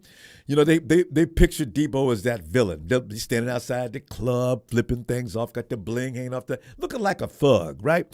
And this portrayed him in the wrong light. I didn't really pay it no mind as much, but I did wonder why he was being so noisy. But now, come to find out, it may have been all part of a master plan. And somebody point out, A.J. Brown signs first. And then he gets signed DK, and the agent knew what he was doing the whole time. He could have told everybody and saved a lot of grief and anxiety by just saying, look, y'all need to calm down. I'm running things here. Deebo's going to get paid. Stop. He didn't do it. He just methodically got to this point. Deebo got paid. He's happy. Got a short-term deal like he wanted. Deebo doesn't want to be tied down to no long-term deal. He wants a second big payday. Could backfire on him, but then he wants to run that risk. It's his business. But Shabazz, what do you think about this deal? Are you satisfied? Is that a good deal? Did Deebo get overpaid, underpaid? Did the 49ers should have held out to get 4 years out of him? What do you think? No, I mean, look, at some point, he is 27 years old, 26 years old. It's a 3-year deal. Now all the 49er fans that cry all the God blessing time can shut the bleep up. Okay? I've been listening to everybody, and I've heard people with good ideas and people with great ideas, but it's like something I said to you the last time I was on. Russo said it earlier, right on point. This 49ers team and this offensive line that everybody, like you said, even you don't want to talk about it, Ronbo, but it needs to be talked about because they're going against the best defense in the world, like you said a couple callers ago. You're going against Nick Bosa. You're going against the young rookie. You're going against Eric Armstead. You're going against Drake Greenlaw. You're going against George Kittle. They ain't got no choice. Yeah. You ain't got no choice but to be better. Like, man, y'all tripping. And I said what I've said because I believe this offensive line will mimic, and I'll make it a little bit easier, the 97 Broncos. It's just going to be ground pound. Everybody worry about what is Trey going to do. Trey going to do the same thing Jimmy did. Hand the ball to the running backs, execute the offense, and we will be dominant. And I don't just want to hear nothing else about who playing quarterback at this point. I think you can go out there and play quarterback. I'm ready. I really do. I think Ronbo can suit up for the 49ers. You know what I'm saying? And go play quarterback. Let me have the ball. And it won't be no issue. You know, but you hit upon an excellent point, though, because Kyle diagrams and sets things up. All you have to do is get the reps in. I'm showing you what she's going to do. I'm going to explain how it works. That'll help you understand what your assignment is. This is what your best coaches do. Let me know, because a lot of coaches don't talk to you like that. They just say, all right, guys, all right, look, I got a chart of X's and O's here now. Here's what your assignments are. Let's go out here and execute that. Coach, what the hell does this mean? You know, a lot of coaches don't like Kyle is an educator. He's a mastermind. I love Kyle. That's why people say, Kyle Shanahan's on the last leg. If they fail again, it's time for him to go. I said, man, y'all please, man, y'all don't know nothing about no football, man. Shut up. God. And that's what I'm saying. They don't. And Ronbo, I'm gonna tell you, I won't be shocked if that rookie that we drafted at center gets a lot of playing time because Kyle praised him the same way he praised Lance. Everybody was like, what did he fall in love with Lance? They said this kid know all his checks. This kid is a great protector, etc. So, hey, like, that's a position where you ain't got to be nervous about starting somebody. And then again, all these guys are sitting next to the first ballot Hall of Famer, Trent Williams. They soaking up knowledge. So I just see the 49ers being a two of the meanest running teams that I ever seen was the 92 Cowgirls, okay? We got to be honest, right? We do. And the 97 Broncos, okay? In fact, and that's what I see this year. Did the Cowboys have a great offensive line back in 2017, 16, 17, somewhere in there? That offensive line but they didn't win nothing. We talking about somebody that won. I'm glad something. You mentioned that. And then Ronbo, what was significant about that offensive line, there was somebody that played for him, the great Larry Allen that we got a chance to have for a couple of years. And Frank Gore had his best run year under Larry Allen. And I think Larry Allen was a rookie, if I'm not mistaken, on that Cowboys team, or a second-year guy like Aaron Banks. Don't quote me. He was one of those. He was either a rookie or a second-year guy when the Cowboys started that run and started to dominate people. So I'm not worried. I'm just not worried. I'm not. Like, now Deebo's out the way, hey, now everybody can just get your popcorn ready, get your flight ready, get your tickets ready for home or away, and watch us go. I'm saying 12-5. 13-4 wouldn't shock me, but Shabazz has been saying 12-5 the whole time. We won't have no 10 wins. People are out of their God blessed mind. And the thing is, Shabazz, if you're wrong, we do get 13 wins. You can say, "Well, see, I tried to tell y'all." See, right.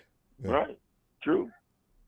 That's true, Ronbo. So, Shabazz, I see somebody in the chat saying that Trent Williams looks like he got fat and about 20 pounds heavier. Trent Williams, that's okay, because he still moves quickly. And the more weight he's throwing at them people, the better. Right. Yes. Woo! Shabazz, great stuff. I'm going to tell you what about all of you Tuesday. Be back for SmackDown. Yeah, I'll be back, man. I'll check in. Shout out to you. Shout out to production. Shout out to my boy Leon in SoCal.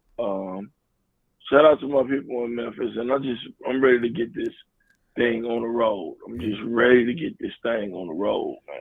2 weeks before we got some football on TV. Yes! Oh, I can't wait. Even if it is preseason, I just need some football.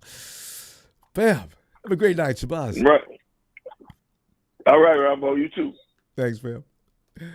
And let's go over. It's break. Davis, break. Come on in, fam. What's up, Ronbo? How you doing? Break, doing great. Anytime. And break, I don't know, each and every year, if I could just fix my mind to not be overly invested with your feelings toward the madness that's going to go on in February, March. We're going to get, next year, break, we're going to go through the same thing. If it's not Nick, it's going to be something else, So we need to stop reacting to it. Why get your blood pressure up? Go work out. Do some cardio.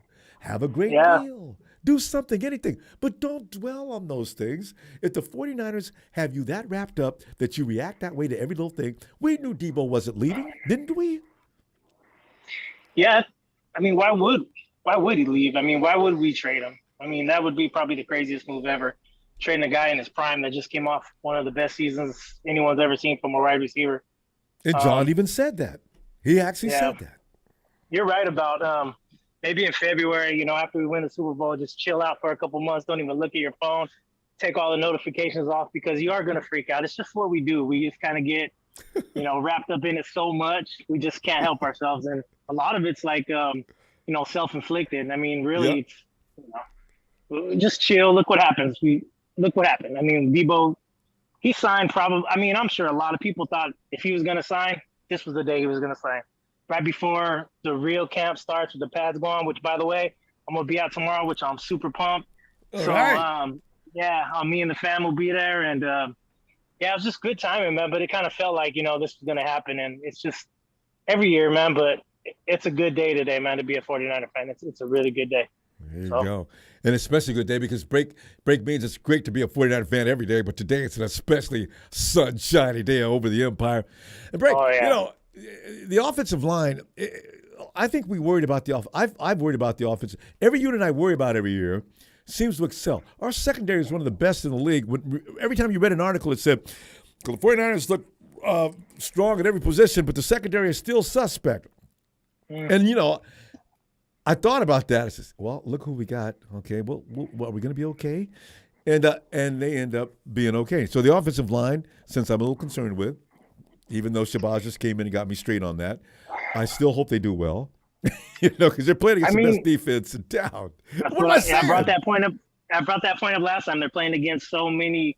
I mean, the 2s and 3s on this defensive line could probably be starters for some other teams. So they're going Ain't that against. The truth? Yes. I think the biggest problem with the O line for everybody is they're so unknown, right? I mean, you don't really know. I mean, you got the bookends. You're pretty confident in. Obviously, Trent Williams, there's no problem there. McGlinchey, if he's on his game, you really shouldn't have a big issue there. It's that little middle group, them guards, that center that it's just, I mean, Brunskill, I mean, we know what he can do. Like the caller before said, he's solid. He can do pretty much everything. But, I mean, they're not household names. And I think that's what we get hung up on is we haven't seen them yet. They're not that, high first-round pick. But I don't know if they have to be, man. I think we've got so much offense that everybody's got to worry about. I don't see that being a problem. If the ball's going to get out fast, there's going to be so much. This offense is going to look different. I don't think even it's going to be anything that we've ever seen before, at least from a 49er standpoint for offense. There's going to be so much more. And the thing is, like you're saying, that offensive line, I sometimes we look at them as a traditional offensive line and compare them to other offensive lines. Well, Kyle's got them doing things that other offensive lines aren't really capable of. He picks those people out that he does because they have the athleticism and they fit what Kyle wants to do. They're not necessarily 270, 75 pounds or anything like that, but they're light and they're strong and they're fast and they got good sense and they can do what they're told, and then that works. And I like that.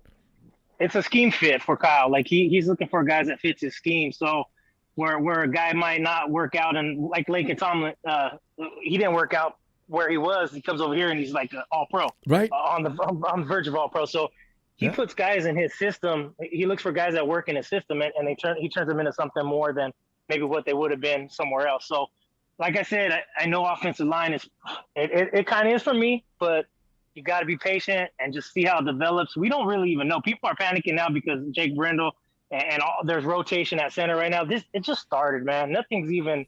They haven't even got warmed up. Deebo hasn't even been there. Trey's only. I mean, what's the name? Trent's only been there for one practice. So let's chill out for a minute, see a couple padded practices, maybe even get to a preseason game and see what happens before we start really throwing these aspersions at everybody. Because I think we're going to be surprised, man, with what we have. 2 weeks.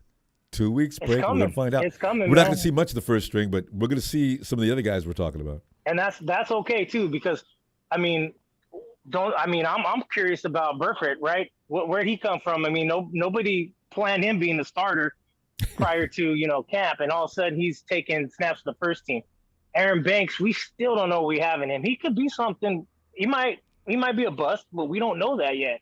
He might have something there. So let's see what happens, man. And I think this week is going to tell a lot, with getting Deebo back, and its offense is going to be way different. And I think you're going to see a lot more continuity with these linemen and who fits where and who's going to start. So cannot wait. Oh man, especially with Baron awesome, Banks. Man. I know, man. I mean, they drafted him. I mean, so he's the biggest guy out there. It's something. Yeah. I mean, he's bigger than Trent, and they trimmed him down. Break. What did he look like before? Standing together, I didn't have any idea. You get a perspective when you see them standing together. I said, "Who is that dude? Is that Trent? That's Trent Williams. Who's that next to him? Jesus, that's Aaron Banks. Wow, my God, I didn't know he was that big. He's bigger than Trent. I mean, surprise." The only thing that's kind of stressing me out, worrying me a little bit right now is it kind of made me a little bit nervous when Armstead goes down and then we lose her. I really don't want what happened, with these injuries to start piling up again. Dominoing, exactly. Even though we're super deep at the line, a couple more of those and we're going to be in trouble, man. So it's not going to happen. It's like keep your fingers crossed. I hope not, man. We got to go break. Always Okay. appreciate you getting in there. I'll be back All right, Tuesday. Ronbo. All right? Okay, I'll hit you up Tuesday, man. Good talking. Thanks, fam. All Night right, good night. break. Two. Listen, now let's go check out Levi. Yo, Ronbo, what's going on? Levi, you in the swimming pool? No. Oh, there you are. Okay. I thought I heard some splashing. Oh, Levi. So how you been doing, Ronbo? Oh, doing great. You know, I heard you got your things are equipment getting right. better. You know, I'm liable to order an extra pizza, put a little extra cheese on it, splurge a little bit since Deebo. It's a celebration time. You got, because these are the things that I said earlier. We need to stop tripping. Okay, but you knew Levi. You knew Deebo wasn't going anywhere. They just had to make that. I ain't gonna lie. You did think he was leaving? I didn't think he was leaving, but I ain't gonna say I knew he was gonna stay either. I'm probably lying too. Let's say I'm happier that he's here than he's gone. I mean, like, I probably was in the team with all those other people that you were talking about. Like, hey man, you said Deebo can go. I was probably one of them. There's a lot of people like that. I'm one of Don't those feel crazy, bad. I'm gonna admit it. I'm one of those crazy fans. I did it with even George Kittle. Okay, well, if George Kittle don't want to sign it, he can go too. See, because the thing is, the complexion of the team changes dramatically with people like George Kittle leaving and Deebo Samuel.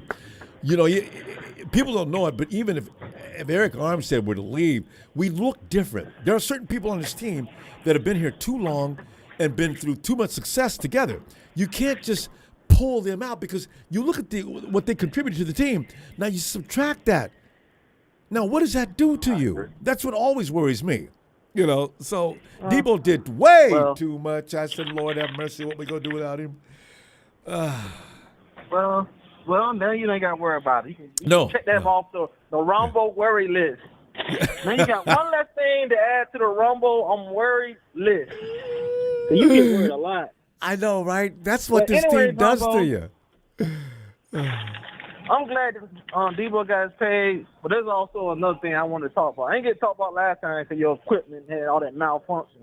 Oh yeah, we just really it gets crazy. This topic might take up the rest of my time, so right, I don't want to.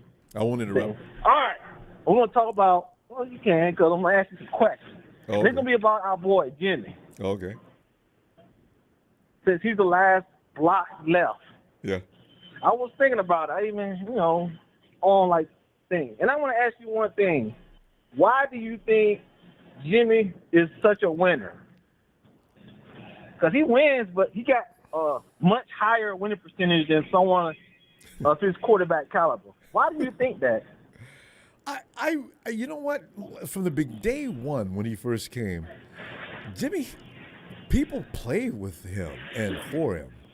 Yeah, I think there's few quarterbacks around the league down through history. Guys go out of their way to play their best game with him. I thought it had to do with him coming from New England, a storied franchise, him being a part of that product. When he came to San Francisco, we were down and out, and everybody was like, whoa, look at this. We got a Patriot. Oh, wait, the quarterback, they said they wanted to keep him instead of keeping tough. So, and he comes in, and he plays that role. Jimmy's running around. Some of the things, they showed a tape. Jimmy was saying and doing the same thing as Tom Brady did when he first came. Yelling at his guys, going after him, telling them what they could have done, what you should do different, what am I expecting from you, and all that. He may be a born leader, and that may be it, more than anything else. His skill is adequate, but I think Jimmy's biggest factor is his ability to lead. Okay. Well, that's good, Ronbo, because if you listen to anybody else that's a Jimmy fan, nobody seems to know why Jimmy wins. He's like an enigma. And that's a bad thing. The Jimmy Garoppolo right now is treated as an enigma in the league with the way he wins. A lot of people, even the people out here, like, okay, Jimmy's a winner. Like, is that all you can say? And that is bad because that put a lot of pressure on him on continuing to win. There's a lot of quarterbacks out there that don't win, but they ain't got to worry about it. Levi, one thing I do add, though, do you think Jimmy's a very bad quarterback? I've heard people like your conversation before. I wouldn't like they seem to think he doesn't even make plays. I've seen him make too many good plays though to make him just put him in a list of just poor quarterback. But go ahead. I'm gonna go ahead and say something that might put me on the 49ers enemy list, But remember that playoff game at the end of that Cowboy game where, everybody wanted to give Jimmy 100% of the blame for that fallout? Yeah. I looked at it over and over again, and I realized it wasn't as much Jimmy's fault. It's still his fault. He's quarterback. But I blame Trent Williams. Look at the tape. That dude was taking his sweet time getting in position. He was walking. He was like, I got all freaking day. And what makes me give more blame, Jimmy was 25. The guy now, Jimmy's 25 or 25. Got in his food Tom Brady. So that tells me that Jimmy Garoppolo is more focused on waiting for that right opportunity. Yeah. And when he sees it, he's ready to hike the ball. So you can't be like slow to your spot. And then I even heard people like, oh, don't blame Trent Williams. It was Jimmy Garoppolo. It was his fault. Yeah. So there, just to let you know, I'm a Jimmy fan. Because, a non-Jimmy fan would never ever blame the all-pro left tackle. And you know what? Jimmy. With Kyle's, you're right, too. With Kyle's offense, if you're dragging ass, that's why sometimes Jimmy threw the ball a couple times and made me mad, though. But you know what? Jimmy, his assignment is to throw the ball into a spot. Damn it, wide receiver, work through the damn coverage. Get your ass over there. This happened too many times, but you can't explain that to some people. Jimmy, another pick. I said, you didn't even see what happened, did you? Okay. There's no point arguing with that. So, I felt sorry for Jimmy at one point early on that this guy's never going to get a break, even if he didn't do something wrong. So, but anyway. Here's my main point, Ronbo. Here's my final point, because I know I'm about almost out of time if I'm not already. My point is with the Jimmy situation where he's going to go, one, I don't think he's going to go to Seattle. I would think his agent would say you can't go to Seattle this all season. And the reason why, remember the schedule. NFC West versus AFC West. He's playing our division twice. These are it's going to be rough. Levi, production's getting crazy because I think there's a lot of people on the phone line. So if we have to cut it short, we got to cut it short. But listen, guys, it's going to be like 5 minutes, and then we're going to go. Levi, I'm sorry, man. Let's finish that up Tuesday. All right. Casey. Yeah, we're shaking Ronbo. Casey, Happy man. We're looking at the Reverend Ronbo. Go ahead, Casey. I'm listening. Oh man, I'm appreciating your positive energy, Ronbo. I love this post you made the other day with Jimmy. It's just such a subtle troll, Ronbo. He goes, this picture of Jimmy, just smiling ear to ear, laid back. JG has no problem with 49ers plans. It's true. Casey, this is the thing. People don't look at him. A lot of us look at Jimmy and realize a lot about him. But Jimmy's not squawking. He's not saying a word. He's actually going along with this plan. Because I'm Jimmy. Okay, you guys going to let me go on September 1st? How am I going to find a job? I mean, it's too late now. So I keep thinking, my God. Jimmy, if I was you, I'd be, look, I'm not staying, and you're not going to get a trade deal. And John Lynch went and said, as far as somebody asked John Lynch, if Garoppolo asked for, to be released, is that going to be actually going to happen? And Lynch said, well, if he does ask, it's not going to happen. I think, wow, why? Yeah. He gets treated like this. We went to NFC CG 2 out of 3 years. So for all intents and purposes, I don't care what anybody says, Jimmy G did not hurt us. We should have won the big games, but Aaron Rodgers should have won the big games for the last over 10 years. It happens. Yeah. That is the biggest stage in the game, and everything has to go exactly right, or you're not going to win. But it doesn't mean you're bad. It just, you got there. So that's why I like him. Yeah, Jimmy's a great player, man. Shout out Jimmy. Remember, did you see him on the sideline the other day? Jimmy? Yeah, training. Was he? I heard about him going in and out. He's allowed to come and go when he wants to. Although he kind of made me sad. To just see him walking on the sideline by himself. I'm like, oh man, Well, he's probably walking over there because you want to get involved and get in the way. Don't take any attention away from what you're doing to talk to me. I'm just out here. I'm just checking things out. He's such a rich bastard, Rumble. I can't feel that bad for him. You know what I'm saying? So. But I still think he's cool going along with the whole program like he is. And Jimmy, he's a very confident he's guy. consummate I got the professional. feeling. Yeah. He knows he's going to get somewhere. Well, but I thought that was also funny about the caller that said, "Does Brunskill do anything great?" No. He takes care of Darren Donald's ass.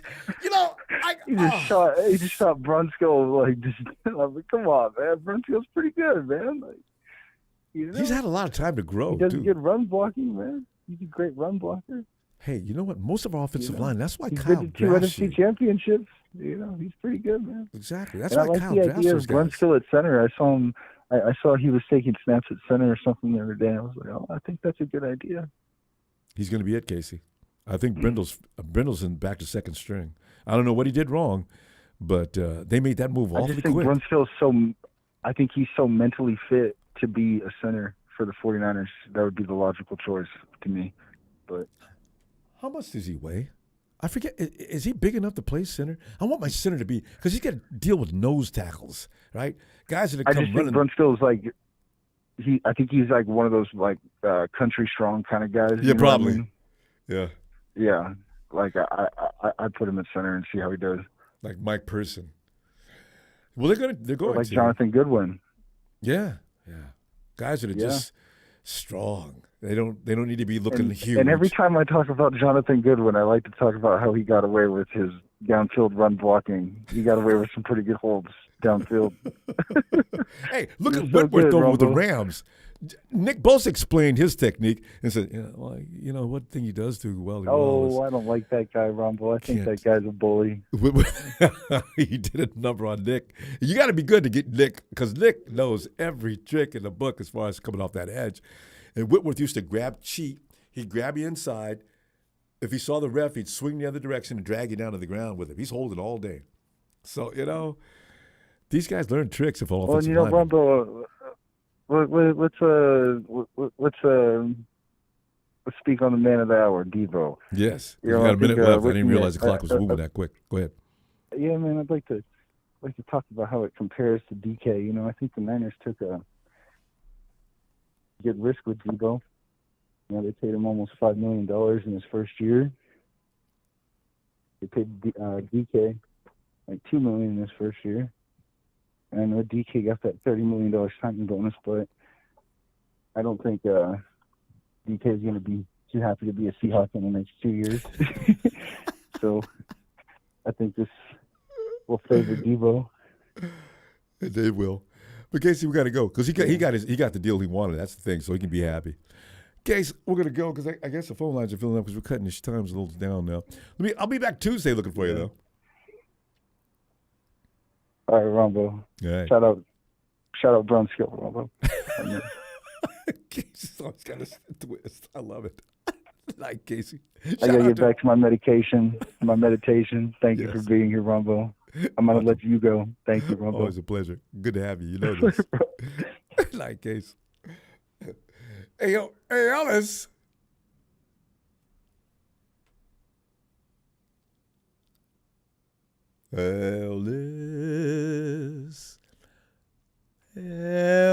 Ellis might be tied up with the kids. Let's come back to Ellis. Yo. I was going to say, because he's going to say, can you give me a minute? Ellis, you don't need a minute then. Yo. Come on in. Talk about Deebo. No, it's all good. All right. Yeah, man. We got it out the way, man. Yes, indeed. We got it out the way. Take it out the back of One your less mind. thing to worry It's done. about. Yep. Delighted. Took long enough. And they're going to do us again next year. So, Ellis, this is just, I'm done. Next year, don't be getting bothered by the antics that take place in February, March, and April, and May and June. Just don't do it. You'll feel much better. Yeah. Well, and it was something that Deebo needed to experience for himself to understand, with all the kicking and screaming. I mean, we have probably already had, it's a possibility that the number could have been a little low, but what wouldn't have happened is that you see all these wide receivers get paid all this money, and then Deebo's getting paid less than everybody. You know what I'm saying? Deebo's going to get paid like one of the best wide receivers. And with the numbers that we were all projecting prior to, this big, this market, skyrocketing with at this position, the number was going to go up gradually anyway. So Deebo didn't need to do all of that shit to get paid. He was going to get paid. Mm-hmm. I don't think Kyle and them had any intention on trading him. You know what I mean? Because he's like a in a way like a generational talent. You know what I'm saying? You don't John see even players said it. too much like him. Yeah. You guys see a lot of players like that. That the players that do come around like that, they're so off. They're so far and far and few in between all of the other players that you see. You see quality receivers, you see quality guys at different positions, but Deebo just has some different attributes and stuff like that separates him from a lot of the guys. Especially even DK Metcalf. Like DK Metcalf is cool. He's fast. He's strong and stuff like that. Boy, ain't he? But I take Deebo over DK. Same what here, I've more seen, versatility. I can do more with Deebo than I can DK. 100%. So I don't, I don't think that's really a dispute unless you're just a Seahawks fan or something like that. Which, and you know about that. It's always They don't know dark about and gloomy over there. So the level of depression and stuff like that is really high over there. They don't get enough vitamin D out there. It's a lot of clouds and rain. It's rated every day now. It takes no time off. Exactly. Anyway, but yeah, man. So it's good that Deebo got paid. All the stuff that I'm hearing in camp sounds really encouraging, especially with the secondary. They've been going and getting it, and that's what we want to hear. We want to hear that one side or both sides of the ball are taking advantage of one another in different times and doing well. So I don't feel any type of way. About what the reports have been, whether up or down or in between. Maurice Hurst getting hurt was kind of, was kind of a downer. Luck. Man, he has bad luck. Yeah. And it's kind of crazy, while we've still been stacking up on the defensive line, I think it just kind of is fitting that we were still building at that position, considering we're going to need some guys to play. They brought in two more. You got Nimgichi. Yeah. Also, that kid they brought in after Eric went down. Lynch has got a whole listing of guys he's going to go get. He's a poly, a Samoan, a Tongan that they got. Dude that they got on there. I don't. His last name I could tell. So he must be the guy I saw the other day. Hopefully he's coming in ready because those guys they got to. They're gonna have their work cut out. It's gonna be rotations. It's not just gonna be a bunch of guys. That's the good thing about that position is more guys get a lot more burn. I think on the defensive side of the ball, maybe just the D line, because you need them to come in fresh, and you need those. Some guys only play one or two downs, and stuff like that or whatever. And so it's gonna be good. If we can get that same intensity. I'm glad it wasn't any of the other guys like. Well, Eric, he got the MCL, and he's one of our, key defensive linemen. But I think he'll be ready to go. He'll be back. It ain't serious. I don't, when they say that, I don't know. Do they say that just to be saying it, or is it real? But he should be back shortly. Well, one good thing that we have with Eric Armstead is that even if, let's say he doesn't play at all in the preseason, he's been in this, he's been on this team for so long. We don't have to worry about him being, lacking in any understanding of what the hell's going on that side of the ball. He's a captain. So, as far as, the experience and having all of the reps inside, working into his favor. So he'll fall right back into place. And you need him out there for his leadership later on. So let him rest that leg up, Yep. I wouldn't bring him out. I wouldn't bring him out of preseason at all. We're playing 3 games this year instead of 4? And you don't need any surgery for that, right? I guess not. That should heal on with not for the MCL. Yeah. No, just depending on, I would say, on how bad, but considering he's, kind of, I would say downplaying it or not really, that's a good thing. So that's the kind of news that we need because last thing we would need to hear is that Eric Armstead's out for the season.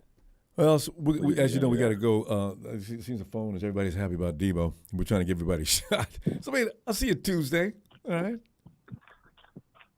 Okay, fam. That's a bet. Oh, we come back Tuesday then, so we doing we Monday Night Raw Tuesday. Tuesday Night SmackDown's gonna be a regular thing, I think now. Okay, fam. All right, looking forward to it. All right. All right, Ellis. Hey, shout out to the squad too. All right. I appreciate it. I appreciate it as always, man. Make sure y'all hit the like and subscribe. Shout out to the family. Thanks, Ellis. All right, fam. Bye, Ronbo. Hey, bye. Bye, Ronbo. Bye. There they are. All right. Peace out, fam. Peace out, fam. And Victor Ray says, since Jimmy Long in TGE, a way of Deebo getting his money, he's in Bosa's way, OJ getting his right. All right. Victor Ray, you and thousands of others actually think that Jimmy has something to do with these people getting paid. I'm here to tell you that's not the case now. It hasn't been. The 49ers have repeatedly said that is not the case. They're serious. They really are. Jimmy is not having anything to do with anybody getting paid. But thanks for the contribution. Hey, David. Ronbo, it's been a minute, Ronbo. How you feeling, man? How you feeling I remember that name. It says it, David. Doing great. You know, now that Deebo is done with whatever was going on there, and like I was telling everybody earlier, listen, you know what? We're going to get drama each and every year from February about at least, because we got too many good players now, right? So you're going to have at least some kind of a contract noise. George Kittle was Fred Warner was quiet. And then Deebo, of course, comes along and all of a sudden, uh-oh! And then Deebo's had to be the most dramatic so far of the high-profile signings. So, we're going to see what happens with Nick. I think they'll call Nick in middle of the season or something like that. Probably say, Nick, you know what? We're not going to wait till next year, as you might have anticipated. Let's get you in here now. Let's start talking about your increase. So, the 49ers got this all under control. They know what they're doing. So I'm feeling good about that. Oh, yeah, Ronbo. 100%. They know what they're doing. And I think they knew what they were doing the whole time, the whole Deebo situation,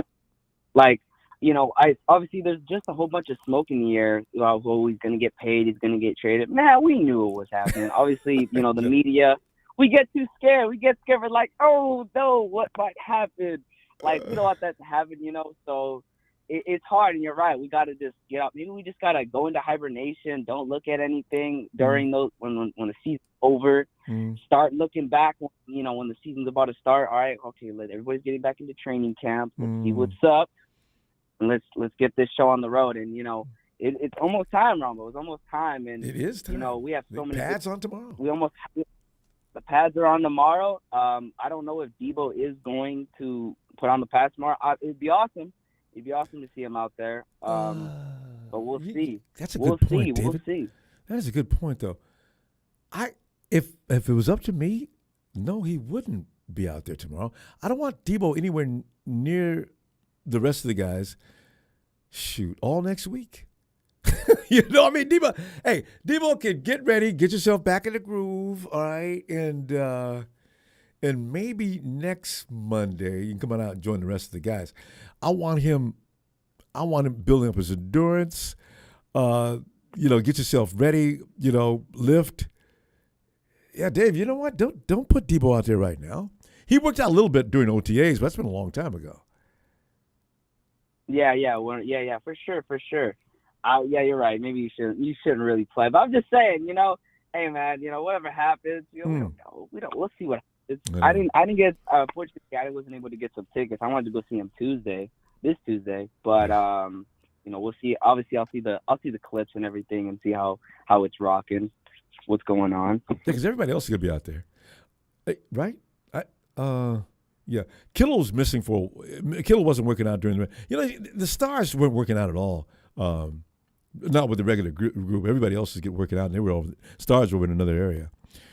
Because, you don't want them dudes to run up. Well, can you see one of them dudes trying to make the team run up on one of our stars? Bam! Oh, Jesus, what did you just do? They had to get on Robert. Robert Nimgichi was getting a little rough the other day. They said Shanahan was out there yelling at him. Hey, Robert. We don't do that here, man. What are you doing? Can you imagine? Nimgichi's all pumped up. He might be an undercover agent for the Cardinals. You can't hit the quarterback, fool.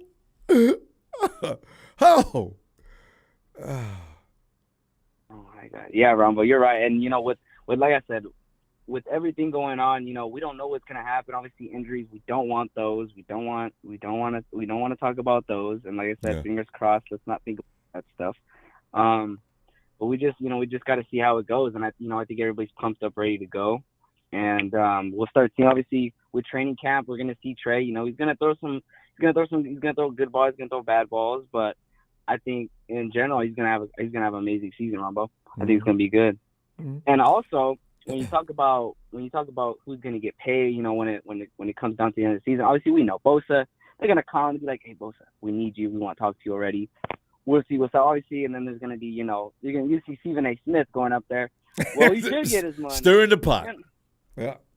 Stir in the pot, exactly. So let's not worry about. But I'm most excited for Trey. Last thing, I'm most excited for Trey and Brandon Ayuk. They've been spending a lot of time together. They're gonna. I feel like they're gonna be the duo out there, and Brandon Ayuk's gonna be there to be that guy. But I also think Deebo, he's gonna be everywhere because he is this offense. I feel like most part. So he's gonna let Brandon know, like, hey, yo, I'm here. Yeah. So it's gonna be a fun season to watch. But yeah, Ronbo, yeah. It's already upon us. I tell you what, the run game is going to be one too. That I don't know what that's going to look like right now, and I can't wait to see what that develops into. Because we're used to having a great run game. Elijah provided that to a big degree last year, and he was hurt. Can you imagine if he's not hurting? Oh, I can't wait. They built him up. He's a little stronger this year, so let's see. Yeah, we'll see. We have so many good running backs, and I know a caller said or he might be a running back. No, I don't think Deebo's going to be a running back. We have a lot of running backs. Yeah. He may come in for plays, but I mean those guys, Elijah, the rookie, those two rookies that we got, and I know Davis. Jeff Wilson Jr. Jeff Wilson Jr. is awesome. I think he's going to show up. I heard though he's not really impressing anybody right now. So Tyrion Davis Price is looking good, and Trey Sermon surprisingly is getting good grades. So we'll see. Yeah, we'll see for sure. Because obviously, last year I was looking at Sermon. I was like, man, like we'll see what he does. And obviously, he has some all right plays and all that. But I think for sure this running back group is going to be good. There you go. They're going to get a lot of reps. Well, David, we're gonna go. I'm gonna look for you Tuesday if you got some time for us. We're looking for you, okay? All right, no problem, Ronbo. Have yourself a good day. Niner Nation, be out. Empire, remember. All right. Night, Dave. Later, Ronbo. Later. And there he is. Let's bring him in. Here's the Rod.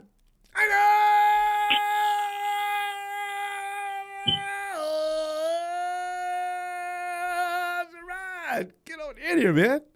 Football time. Finally, you know it's football time with Rod. Has come back to Ronbo Live. Which signals the official beginning of football season. Now, because Rod made a couple appearances earlier, but not like he does when it's time to be here, boy. I tell you, Rod, man, you got Deebo out the way. No more crying about that and wondering what's going to happen next. We're looking good, Rod. I think we're ready to roll. Ain't nobody talking about us. Rod, because I know you're like me and everybody else. We watch the NFL, all the networks. You would read it. Ain't nobody talk about us, Rod. Why they want to do us like that? Man, I don't know, man. It's like, to be honest, you can't blame them. I mean, we got to start learning to accept things as 49er fans, man. Yeah. We haven't won a Super Bowl in the last 2 decades. 80s and 90s is pretty much where it stopped at. And I mean, I'm just one that I'm like a lot of fans getting these chat lines.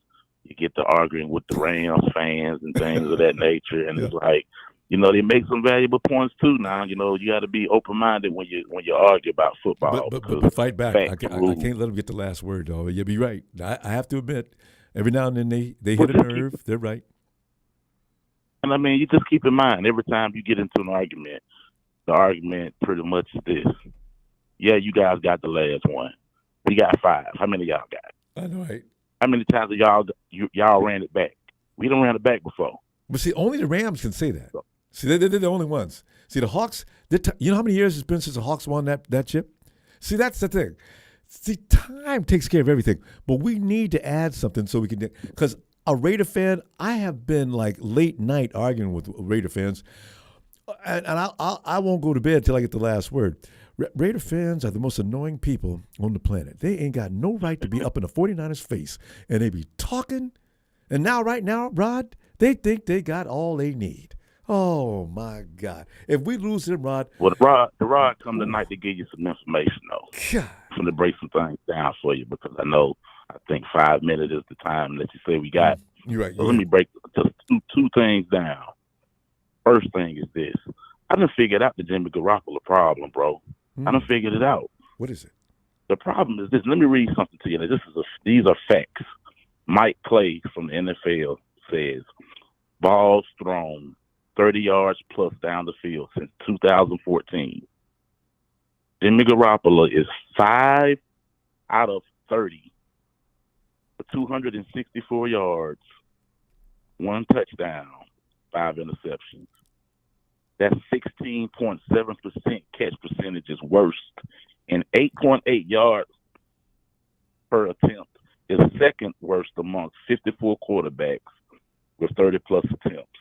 The league average was 31% and 14% yards per attempt in 2021. Now, let me say this right here. The last time Jimmy Garoppolo was actually believed to be able to throw the ball down the field with success is when we had the wide receiver by the name of Emmanuel Sanders. Mm-hmm. I think the presence of that veteran did something to that guy's confidence. And I mean, it's just the truth, bro, because you think about it. The last time Jimmy had a good game that everybody just was like, oh, he's the guy, was when we beat the New Orleans Saints. And throwing the ball I mean, that's pretty. Yeah. That's it, bro. Not only that, I'm going to tell you guys something else. Let me just get this out, Ronbo. Last thing. I'm sorry. One of the biggest problems that most people who have cheered for Kyle Shanahan's teams, the problem that they have had with him is that when it comes to like championship play, like, you know, against the Patriots, when the Falcons played against them, is that, you know, okay, you got to lead for the halftime. If the second half comes in, you start running the football. I honestly do believe that this is why he's going to this switch, because you think about it, the element of bringing Trey Lance running ability to this game is going to make it a lot more easier to finish games off, because guys are going to have to guess which direction we're going to go in our run scheme. Mm. We already know we're going to run the ball a lot. So, I mean, I'm just making the case for that. This is the reason why it wasn't that Jimmy. I mean, look, Jimmy wasn't a great throw down the field guy, but you know, the guy, he had a quick release. We know that he could throw the ball 5 yards down the field to guys that, you know, are open and things like slant plays, things of that nature. But I mean, to be honest with you, I think Kyle Shanahan's problem has always been that he felt like he could always out-scheme something, even if it's a flaw in a person's game. And, you know, we tried that. So it's time to go in this direction. I'm glad we got Deebo Samuel, because I feel like Deebo Samuel is the one element. If you remember, Ronbo, I said a long time ago that Deebo was our number one when people thought Brandon Ayuk was about there to be the number one guy. Yeah. But, you know, Deebo just we'll see, man. Well, and it's going to be a matchup that we're going to watch. But you know what, Rod, I just wanted to add to that, though. Like I said, when Jimmy first came, he didn't have any receivers. Whatever he had out there, he made them a little better. Trent Taylor and Marquise Goodwin were his top receivers when he first came in that first year, right? There was nothing but short stuff. That's all they were capable of doing. I mean, we had downfield shots that were dropped, right? And then now you get rookies. He's building a wide receiver group, building it. Emmanuel Sanders came in, and what did he say that year at the beginning of the year? I'm waiting for one of my receivers to step up. Jimmy actually did with what he did with what he had. And that's why I've always praised him. Yeah, Julio I mean, Matty Ice he had one of the best receiver cores in the room, right? You look at Cleveland, they had, what's his name, that can't stay off of drugs. There are circumstances surrounding that Jimmy G gets a lot of flack for that I think are unjust, and that's one of them. He had to actually train a wide receiver crew that just now is up and looking tough. So that's why, Yeah. So his stats were going to have to look like that. But anyway, good point though, Rod. All right. But we we're out of time. I'll be back Tuesday though, looking for you. Since season's back on, you should be back in it more regularly. Okay. All right. Look forward to getting at you tomorrow then, Ronbo. All right, man. See, let me get that nice exit out the door, brother. Yeah, you got it.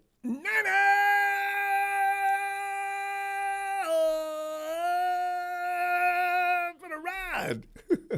Night, Rod. Get the next one, bro. Looking forward to it. And the Austin Cowboys fan, Austin, come on in. What's happening, Ronbo? Austin, man, we're delighted to know that Deebo is not coming to Dallas. There was rumors out there for a minute. I probably started on social media. Yeah, the Cowboys will take Deebo in a heartbeat. I said, what? No, I can't imagine Deebo running around in Dallas blue. No. There are things, between our two teams that neither one of us can stand, right? I couldn't handle, and you couldn't handle Dak Prescott in a 49er uniform, and I certainly couldn't handle Deebo in Dallas blue. It's one of those things. Our organizations are locked at the hip right now with 5 trophies apiece, right? So, it's. Hey, Ronbo, you might be shocked to hear this, but I'm happy for you guys that y'all kept Deebo. I think it keeps the competitive juices going. Well, yeah. I mean, now because the 49ers have always been Cowboys 49ers have always been that rivalry. Yeah. And now that Deebo stays there, and Deebo, he's a great wide receiver. He would have fit in anywhere, but especially with you guys, ooh boy, I think him and Trey Lance are gonna make some music.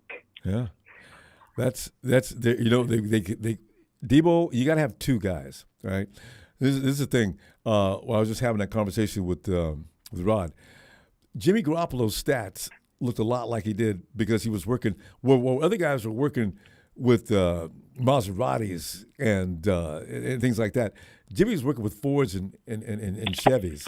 So that's why the misconception that Jimmy Garoppolo is a very bad quarterback gets blown up by these kind of stats and these kind of circumstances.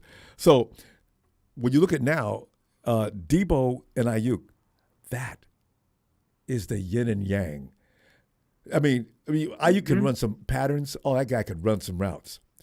Deebo slashing across the middle. If you give him the ball, anybody within his area is dead meat. George Kittle, the same thing. So now you've got Ayuk running the routes deep, and you got the speedster running. We got him to take the top off. This is going to be an interesting offense this year. Ronbo, I tell you what the difference maker is going to be. It's going to be if y'all can get some healthy running backs and get that run game popping. Oh my goodness, 49ers may not be stopped because I tell you that run game, when it gets popping, it's hard to stop. Just ask the Green Bay Packers about that. So that's Kyle and his dad. Those guys are geniuses when they knows how to set up a run game. And now we got Anthony Lynn. This is going to be interesting to see how they come together to come up with something they all like. That should be crazy. But Ronbo, I know there's other people on the line, so I'm just going to say, God bless you, Ronbo, and thank you for your time, and go Cowboys. Austin, good luck to you. We'll talk to you later. I'll be back Tuesday if you got some time. I will. See you there. You too, man. Austin, go Niners. I got to keep up with you on that. Night, Austin.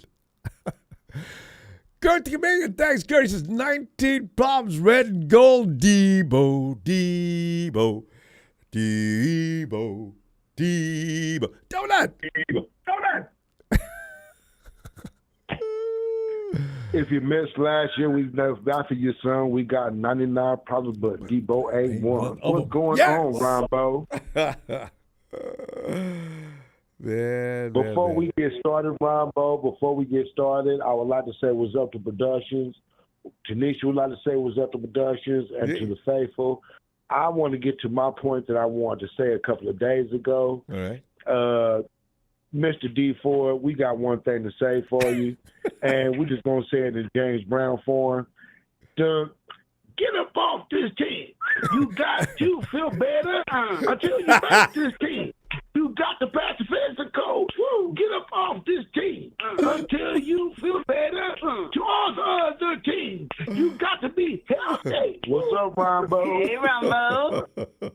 You know, you two ought to have your own show. That is perfect.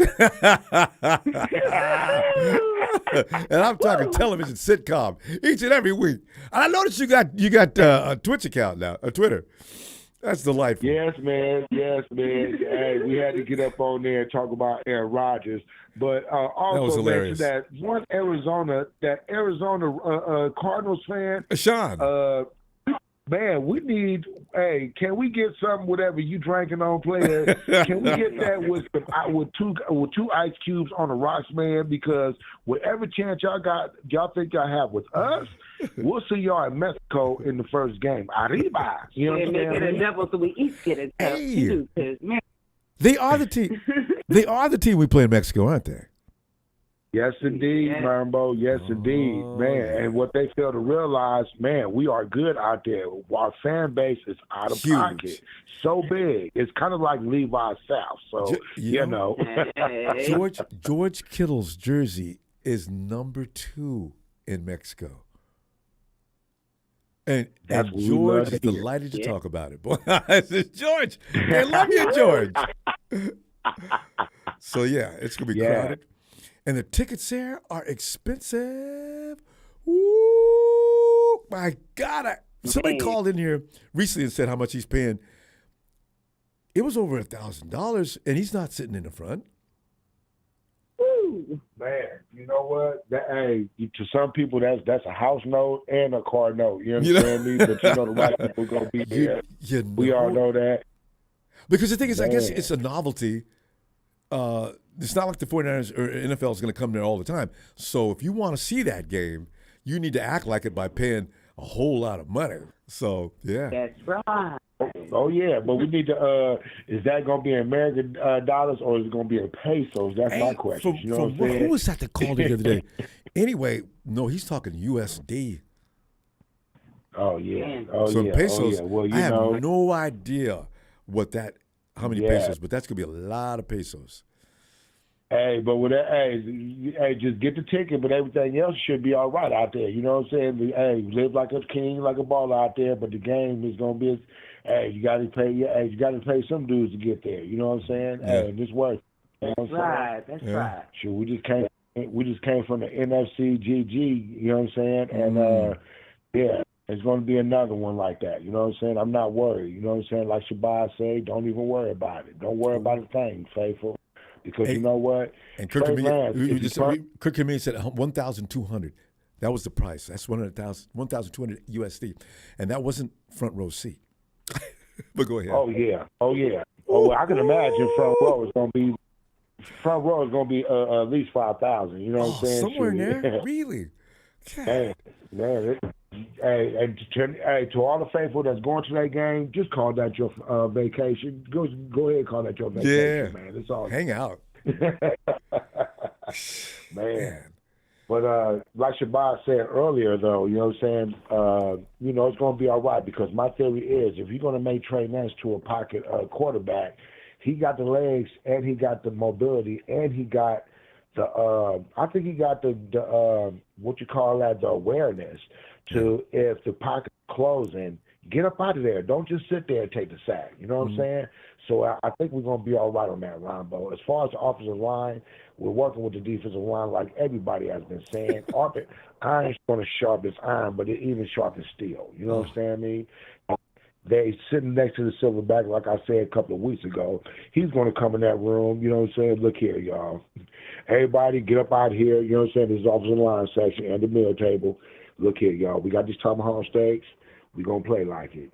Now, look here. No, we ain't going to have no vegetarians on no team. No, throw a big porterhouse steak on him. And make it thick, too. Yeah. You go eat all that, but you ain't getting up out of here till you eat that, too. We ain't having no wimps Exactly. here. You know what I'm saying? Your testosterone level is being raised anyway. With an IV of gravy next to it. You know what I'm saying? Not on the plate. IV. Put it in that bottle. When Cap did that, I was questioning it. I said, Cap, you know, you could be that in off season, but maybe during the season, you might need to eat some, man. I mean, you know, you need that size. Yes. Because, you know, while you're losing the weight, you know what I'm saying, you gotta understand other players that's playing against you in that gridiron is getting stronger. It's gaining weight. Bulking up. You know what I'm saying? Because they're getting ready for the winter seasons, and they got to be ready for when the elements kick over from the summer heat to the winter cold. You got to be ready. You know what I'm saying? You got to be strong internally and externally. You know what I'm saying? And you got to eat to do that, McGlancy. So don't come in here and try to look like a model with a six-pack stomach. And then get those Joe Stadium on and quit playing. We don't do that here, you know. So come on. Take him over. Get some collard greens and get that side pork in there and get him some ham. You know, you got to eat country style. Don't forget your mac and cheese. Don't forget your mac and cheese. No. And we gonna have dessert around here. Get that boy a big piece of potato pie. Cut it in half and give it to him. Give him sweet potato pie, not pumpkin. Some of that good peach cobbler. Give him that scoop of that French vanilla, and top it off with some of that good, what you call them things? The chocolate cupcakes, man. There you go. Whoa. Today, we got to go. I always love talking to y'all. Anyway, hey, we'll be back Tuesday, though. Monday Night Raw is becoming a problem, so Tuesday Night SmackDown. All right? Yes, thank you. Thank you, Ronbo. And to the Arizona fan, man, we'll see you in Mexico, man. You know what I'm saying? We'll see you in Mexico, I think it's week 10. You know what I'm saying? After the bye week. And the weather in Mexico is going to be nice. Yeah.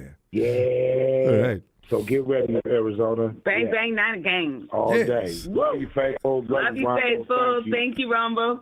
Oh, my pleasure, Nisha. Thank you. Good night, y'all. Yeah. There you go. Good night. Don't let Tanisha. Hey, Howard.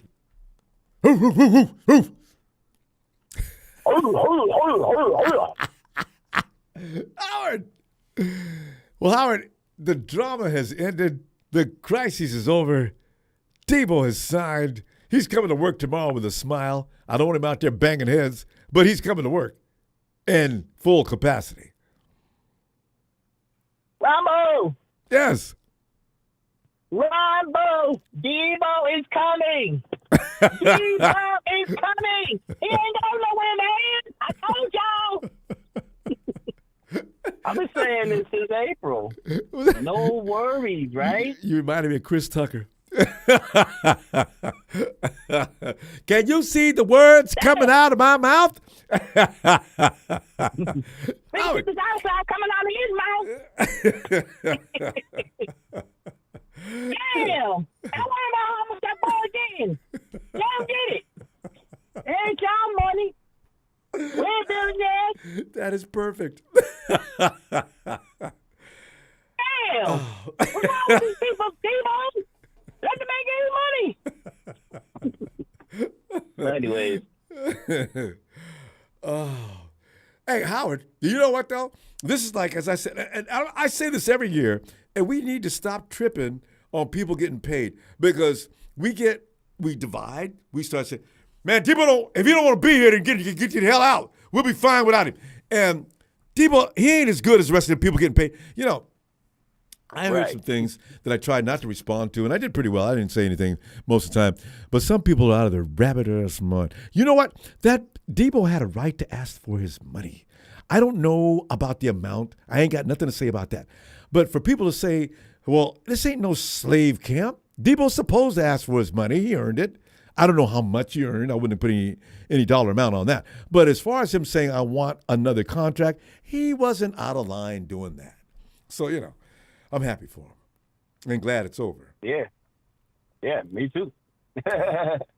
Like I said, I was never worried. You know what I'm saying? Like, everybody, I know there's a lot of fans that will say things like, oh, I love football.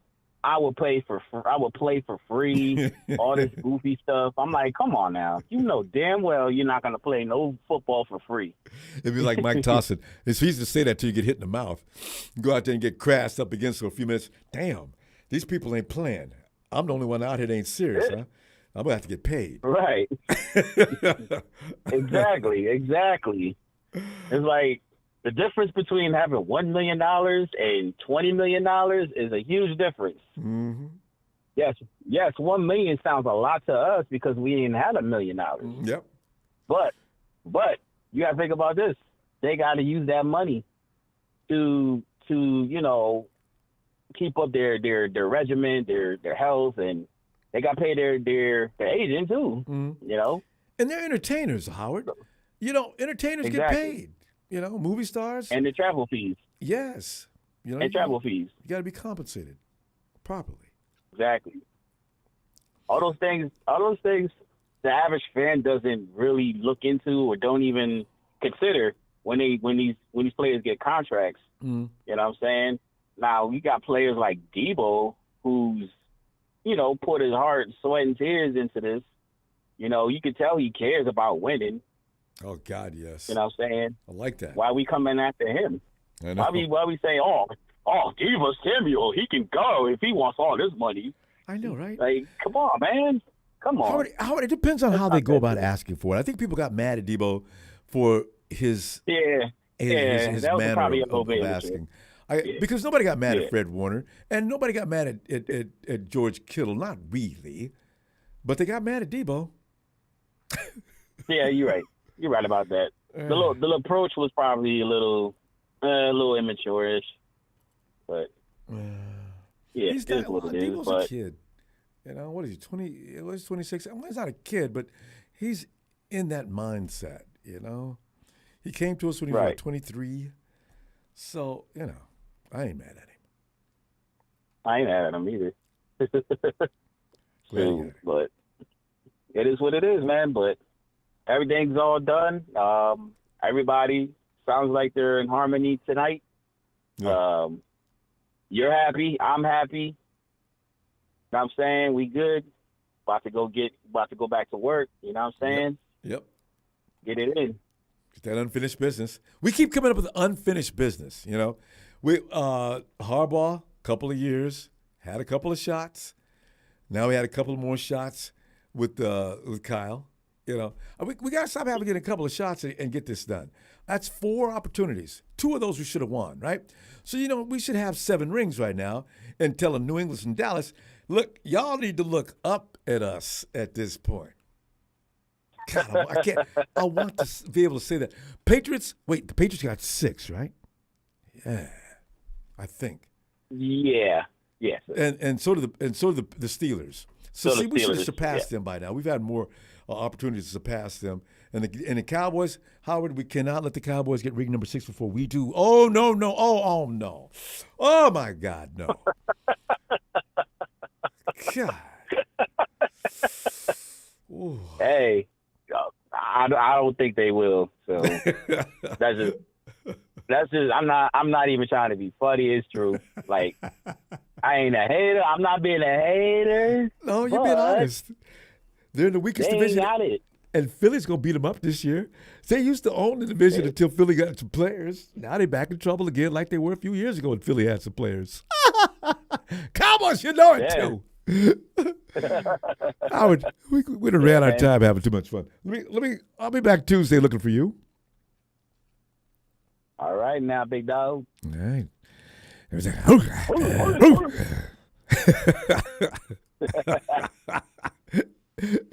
right, man. Take care, man. Looking forward. All right. Yes, You sir. too. There goes Howard, my main dog. Hey, Tony. Hey, Ronbo. Tony, come on in. We're in here slapping ourselves. A lot of us are feeling ashamed of the fact that we thought for 1 minute that the 49ers weren't going to get this done. I had a feeling. John Lynch kept saying, I'd be a fool to let one of the best wide receivers in the league go, so that's not something we're entertaining. We're going to get around to doing this. But actually, now I understand why Kyle talks very little in the offseason. It's best not to say anything. You know how they say, Ronbo, the 49ers keep everything tight-lipped. Yeah. But they will tell you what you can't have. And John Lynch told everybody what you cannot have. You cannot have Deebo Samuels, and you can't have Nick Bosa. That's it. Mm-hmm. Yeah. But for all the youngsters out there, that aren't married, they don't understand Deebo's situation, you see. Because us married guys, the old boys, they know. And Deebo's going to be happy from now on because he got paid. And his wife used to be like some sort of Instagram model. I mean, you could see her with bikinis on and shit like that. Well, you know what? I didn't know this, Tony. You just enlightened me. Now I'm curious. I saw that picture you showed me, but I just saw Deebo getting out of the car looking way too overweight. I didn't see any ladies in the background. Well, no, what I'm saying before, you can search up her name and you can see her in bikinis and flashing her booty and everything. Tony, check it out, too. The reason why Deebo is happy, that's what I'm saying about these young guys that aren't married, they don't understand. Deebo doesn't just have to contend with the 49ers. He bought her the Range Rover, Ronbo. Yeah. Now, she's going to say, baby, you got paid? Yeah, I want $100,000 flash money. I got the car. You don't want your baby mama looking like crap when I go out to brunch and shit. That's pretty good. No, you're right, and that may be her mindset. She's got a flash money. She's got a flash money. Wives are like that, and now he can relax. Yeah. And plus, like you mentioned, the child just came along, so and the agent's going to have to get his cut. So he can't relax, actually, Ronbo, because I sent you a clip on Gmail of him doing some boxing stuff with his trainer, and he goes for an uppercut. You can see if you focus on it. Okay, I gotta see. Bit of the side of his gut jiggles when he hits the pad. That is a no. He's getting there. Oh, because it's hard to get that off. Look, yeah, he's getting there. But what worries me, Ronbo, with Deebo, and I'd like to see someone have a chit chat to him. And you know yourself, the older you get, the harder it is for you to get the pounds off. Yeah. You know what I mean? And if he's going to go on there, it gels. Well, you look at Nick Bosa. Let's use Nick for an example. He always comes into training camp ripped. Cut. Nick's body fat looks like it's up 2. God. He maintains it over the off season. So what I would like to see from Deebo is you don't have to do much, as you know, once you get to a certain stage and you got your body looking right for maintenance. There's not much you have to do, but it's very easy to maintain. And then the reason why I would like him to do that, because I feel sorry for the bloke watching him working his ass off, trying to get the pounds off now. You know what I mean? I'd like him to come in fresh so he doesn't have to go that hard during training camp. He's susceptible to injury. That carrying any extra weight, running like he runs, the muscle's going to definitely pull, Tony. Deebo's got to do a lot of cardio. I'd like to see him on the bike for up to 40 minutes to an hour every day. Intake of calories, lean meats. You got to be sensible. I'm sure he's got people in his ear telling him how to do. But why wait until you get to the point you got to train like an animal to get back down into shape with only weeks to go in the season? Exactly. I'm rooting for the kid. You know what I mean? But it makes no sense. Like you said, the bike, instead of sitting there bitching to his missus about he hasn't had any offers or whatever, eating Kentucky Fried Chicken, whatever else he eats on the couch, watching TV. Pizza with extra cheese. Still watch TV while you're riding the bike. Yeah. Yeah, but anyway, that's neither here nor there. But as far as the O-line goes and the team, I mean, I think we'll find out what the O-line looks like when they put the pads on. Because poor bastards can't defend themselves, you know what I mean? So as soon as they put the pads on, now they got a chance. we'll see what they look like. But because Nick's having a field day out there with his quickness, and you got no pads. You can't bump him. Oh no, he'll slide off you. He's another one I can't wait to see in action because he's had a full season without injury to just train. Yeah. He's going to come back bigger and better than ever. But I'm more excited. You know, when I always watch you when the game's on, and then I go home and watch the replay, and I get excited when you know you do your touchdown traditional thing, but I want to see you go right off your head this year when we start intercepting opposition balls. Because I believe the second, yes. Yeah, I believe the secondary is the best we've ever had. Our linebackers are some of the best in the league. And I just can't wait for those turnovers, you know what I mean? That just change the momentum of the game and just where we could go out there and flog some teams. Like we did in 2019. That was a good defensive unit. They caused all kind of turnovers. Fumbles. We didn't have enough picks, but we definitely got fumbles. Tony, we ran out of time. I'll be looking for you on Tuesday. No worries, brother. Shout out to everybody. And what the hell's going on here? Tony, and, did they come see for you you? in the next chapter. Okay. No, they're changing something. All right, Tony. Cheers, my man. Brother. Right. Cheers, mate. There goes Tony. And hey, Bethel. Hey, what's up, Rumble? Bethel, Deebo's over, and that's it. We got what we need now. Let's go.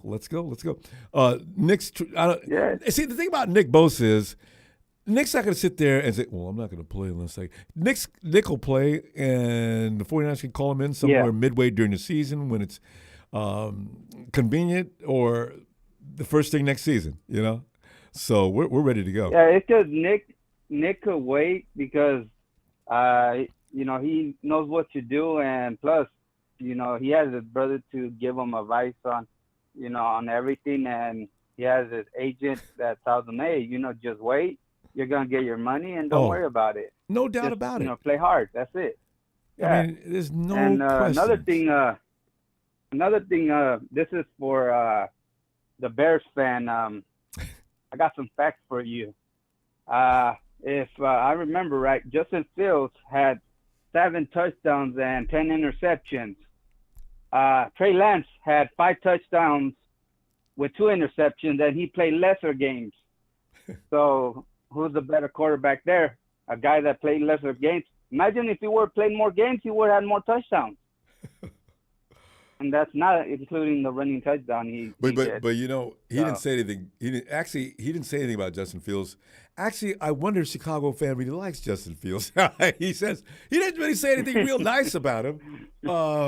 Actually, he did. You know, it's so funny because he did a few weeks ago, or 2 or 3, 4 weeks ago, whatever it was. He liked the chances of Justin Fields against Trey, but he doesn't really have a lot to say about Justin, it seems. So he knows about that nasty stat, too. You know, Justin actually led the team in sacks. He was getting taken down every 5 minutes or less in the first few weeks. I mean, he had some crazy number of sacks to begin the season. But Chicago has lots of issues that Justin can't control. They were taking him down. Yeah. It wasn't his fault. See, what Chicago should do is what, you know, our coach is doing, you know, put around him and protect him. And if he has to run, he has to run. But, you know, throw the ball and not running for his life all game long, though, because you got an inadequate offensive line and stuff like that. Because that's especially a young quarterback just coming out of school. This is crazy. Yeah, so, you know, that's, you know, says a lot, you know, about, you know, your team, if your team really believes in you or not. Because when they put stuff around you, then they want to protect you. They want, like Trey Lance has a lot of weapons he could work with, and you don't know who he's gonna throw it to. He could throw it to Deebo. He could throw it to George Kittle. He could throw it to Juszczyk. He could throw it to Ayuk. He could throw it to John Jennings. He could throw it to anybody. You don't know who he's gonna throw it to. And we want to keep it that way. Every team in the league should feel the same thing. You don't know what's going to happen next. But that's what Kyle's offense is all about. Yeah, and then plus, Kyle, what he wanted to do, because he wanted to. It's like the same thing what happened with Jimmy. Imagine if Jimmy would have not played those 5 games and he would have started the next season. Imagine if, he would have, teams would not know what he's doing, would have had no film on him, we're not doing nothing. And you don't know how far he could have took us, because, he had expectations, on what he's going to do. And that's why sometimes I think Kyle wants to really protect his plays and not put out the quarterback out yet. And when you see the quarterback out there, you're going to be going like, where did this come from? Like, I didn't know Kyle had this kind of play in his playbook. Well, that's the thing. Conceptual changes are going to take place in what they do anyway. So whatever they were doing last year, you may see it, but you'll see it in a different form. You know what I mean? So, it's going to be catered more to what Trey's strengths are. They were still going to run the ball because that's what Kyle does. We're not going to be throwing the ball 60% of the game. I think some people do think that's not going to happen. Yeah, and then another thing is that right now without the pads, it benefits the defense because, without the pads, you're a lot lighter. You could grab people, better. You could run with them better. When you have the pads, it's a lot different. Yeah. It's way different. You square up. So, so, and then plus, you want to see your defense, play good like that because you don't want it the other way around. You don't want it where your offense is lighting up your defense and you're going to say, damn, what the hell? Like, our defense is going to be sorry. They're going to be ass. Like, I'd rather have the other way around because then our offense is going to be way better with sorry-ass defense than it's not going to help them get better. You're right. That that is right. You want the defense to do a really good job at the beginning or during camp, and let the offense because they're not going to if they can't see anything like what they're seeing against our defense. It's going to be a cakewalk against most defenses. L.A. We got to go, fam. I'll see you Tuesday night, okay, on Raw. All right, like Ronbo, great show. Thanks, Will. Shout out to production, doing a great job, and let's go Niners. Thanks, Bethel. Looking forward to Tuesday. Have a great night, fam. All right. And let's go check out. Hey, Steven. Check out Steven in Rome. What's up, Ronbo? Steven, man, we're sitting here, man. We're actually like laid back now, relaxed now. Deebo's madness has ended. We don't have to keep saying, damn, they got to pay Deebo this week. No more of that. So, we got all our receivers out there. Because like we were talking about earlier, you don't want, as I said, Jimmy came in with a ragtag bunch of receivers, with Kendrick Bourne being one of the best that we had until Emmanuel Sanders came, right? And this way, Trey does not have to put up with that. Just sign Deebo, and now the table is set. He's got Trey. I mean, he's got Ayuk. He's got polished guys, Deebo. You got George. There's that man again, Kittle. Now Kyle knew what he was doing. You can run that offense now. You got weapons that know exactly what they're doing. Let's go. Jawan Jennings. You forgot Did I leave him out? Oh, no. You left him out, but you also left that one key piece that can be a huge deciding factor for us. The two quick His guys? His name is Ray Ray. Ray, yeah. Ray. And how about the kid we got, the speedster? I look for him to have a contribution. What was it, Gray. Leo Neal? No, I'm talking about last name is Gray. I keep forgetting his first name. The 4-3 kid. See, now that table is set. We're gonna light up a lot of defenses this year if executed correctly. Yeah. Now, I want to talk about something that I think a lot of people are kind of happy about.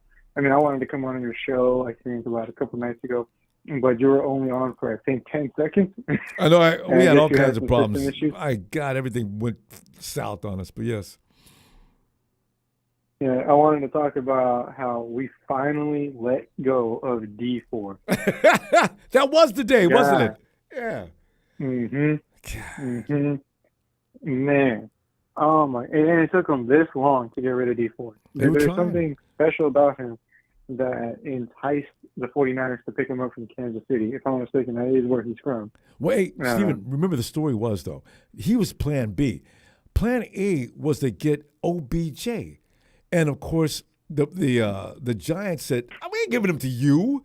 Well, see, he's going to Cleveland. Uh-oh. Hey, let's get on the phone with Kansas City. Get D Ford.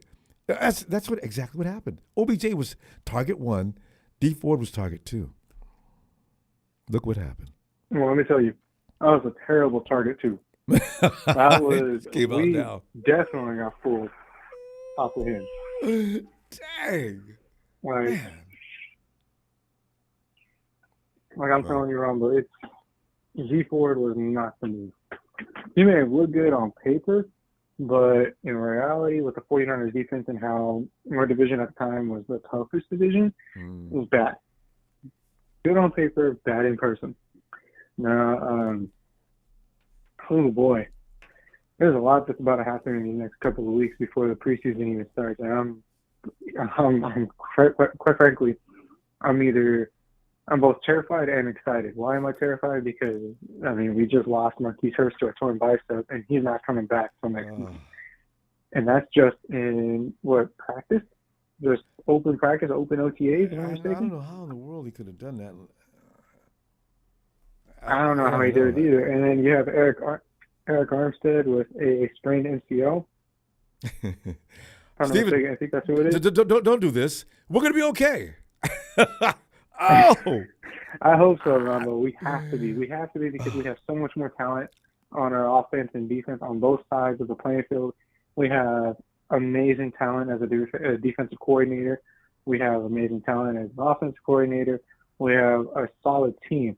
We just have to just remain healthy. I mean, if the Niner fans, if the faithful ain't religious, I suggest start looking in religion because we need that kind of luck on our side to stay healthy. Pray to God we stay healthy. I ain't much of a religious man either, but if it means that the team could be healthy for that one season to get to the Super Bowl and take a ring, I'll do it. I'll sit in every match or every hour without falling asleep. Hey, every year with injuries, and pray take that us we down. stay Every healthy. year. And Steve, do you think we would have lost that NFC CG of Trent Taylor? Trent Williams is not dragging his foot down the line of scrimmage. If Jimmy Garoppolo, if he could have one of those injuries out too, not there, we wouldn't have lost that game. And that's why every year, injuries. Man, it's just so strange. Trent Williams was the one person who was helping stop Aaron Donald and what's his name? Oh my God, I'm forgetting. I'm drawing a blank. Help me out here, Ronbo. Dude from the Broncos. Now you got me drawing a blank too. Von Miller, and they got that other guy coming off the edge too. So it was too much. He was, and the other side was just a sieve. They were just an open door. They were just coming through. They were coming through in split seconds. They were just coming through, no problem. Mm-hmm. And so when you take away someone who's like a key player out, full-blown captain on the offensive line, defense is going to capitalize like it's nobody's business. They jumped on Jimmy G the way I jump on $100 bill at a food court. You think I'm gonna pass that up? Notice nothing in the way. Just go for it. So Mm-hmm. But it happens to us every year. We get the key injuries at exactly the wrong time. So Mm-hmm. And then you see Trey Sermon actually doing good, getting warmed up, getting ready to go. That's That's a nice sight to see. Now, will he not get destroyed by the NFL this year? I don't know. I mean, what happened to him was just a freak accident. It wasn't even like, oh, he's made out of glass. No, the man got flipped and got hit in the head. That's something that the dude that came by got no flag either. That was flagrant as could be. Comes by, and I seen him lower the arm, that forearm, and get that shot. I said, whoa! And that was what caused that concussion. That was I said, man, come on, man. I'm surprised they didn't break his damn neck. Could have. I'm pretty sure everyone's saying the same thing. That's why the league says no more of that. And he came through there and got through that. Philly is always famous for doing that. I remember that game the dude had Marquise Goodwin up off the ground, had him by his collar, and it was right in his face, just spraying him down, talking trash. Nobody's watching that. I mean, not even our own players. Yeah. Steven, I would have been sprinting across the field to get at that dude. Oh yeah, you best believe. You best believe. Oh boy, would have got a Philly special to his jawline. Oh man. I mean, really, that's just. So you play the Eagles. When I saw that, I actually got mad. That's the way they play. Steven, we're out of time. Steven, we're out of time. Let me see you Tuesday. Always good to hear from you. You know this. Look forward to hearing from you every day. Yes, sir. I'll see you on Tuesday, Ronbo. Hey, you have a great night, all right? Hey, give my best to little Rome. I'll see you Tuesday. All right, man. Absolutely. I will. Night, Steven. Well, there it is, fam. We got back in here. We sound like we'll be okay. So I don't see you missing anytime soon. I bit my tongue. I'm fucking all out. Oh. Hope it doesn't swell up.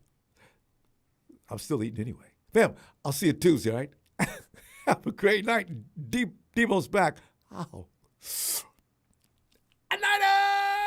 By the way, maybe I should skip. Thanks for the contribution tonight, fam. I can't believe I wasn't going to say that. Thank you so much. Subscribe. Please hit those likes. I love those. That's right. I got to do it. I got to do it no matter what. Oh.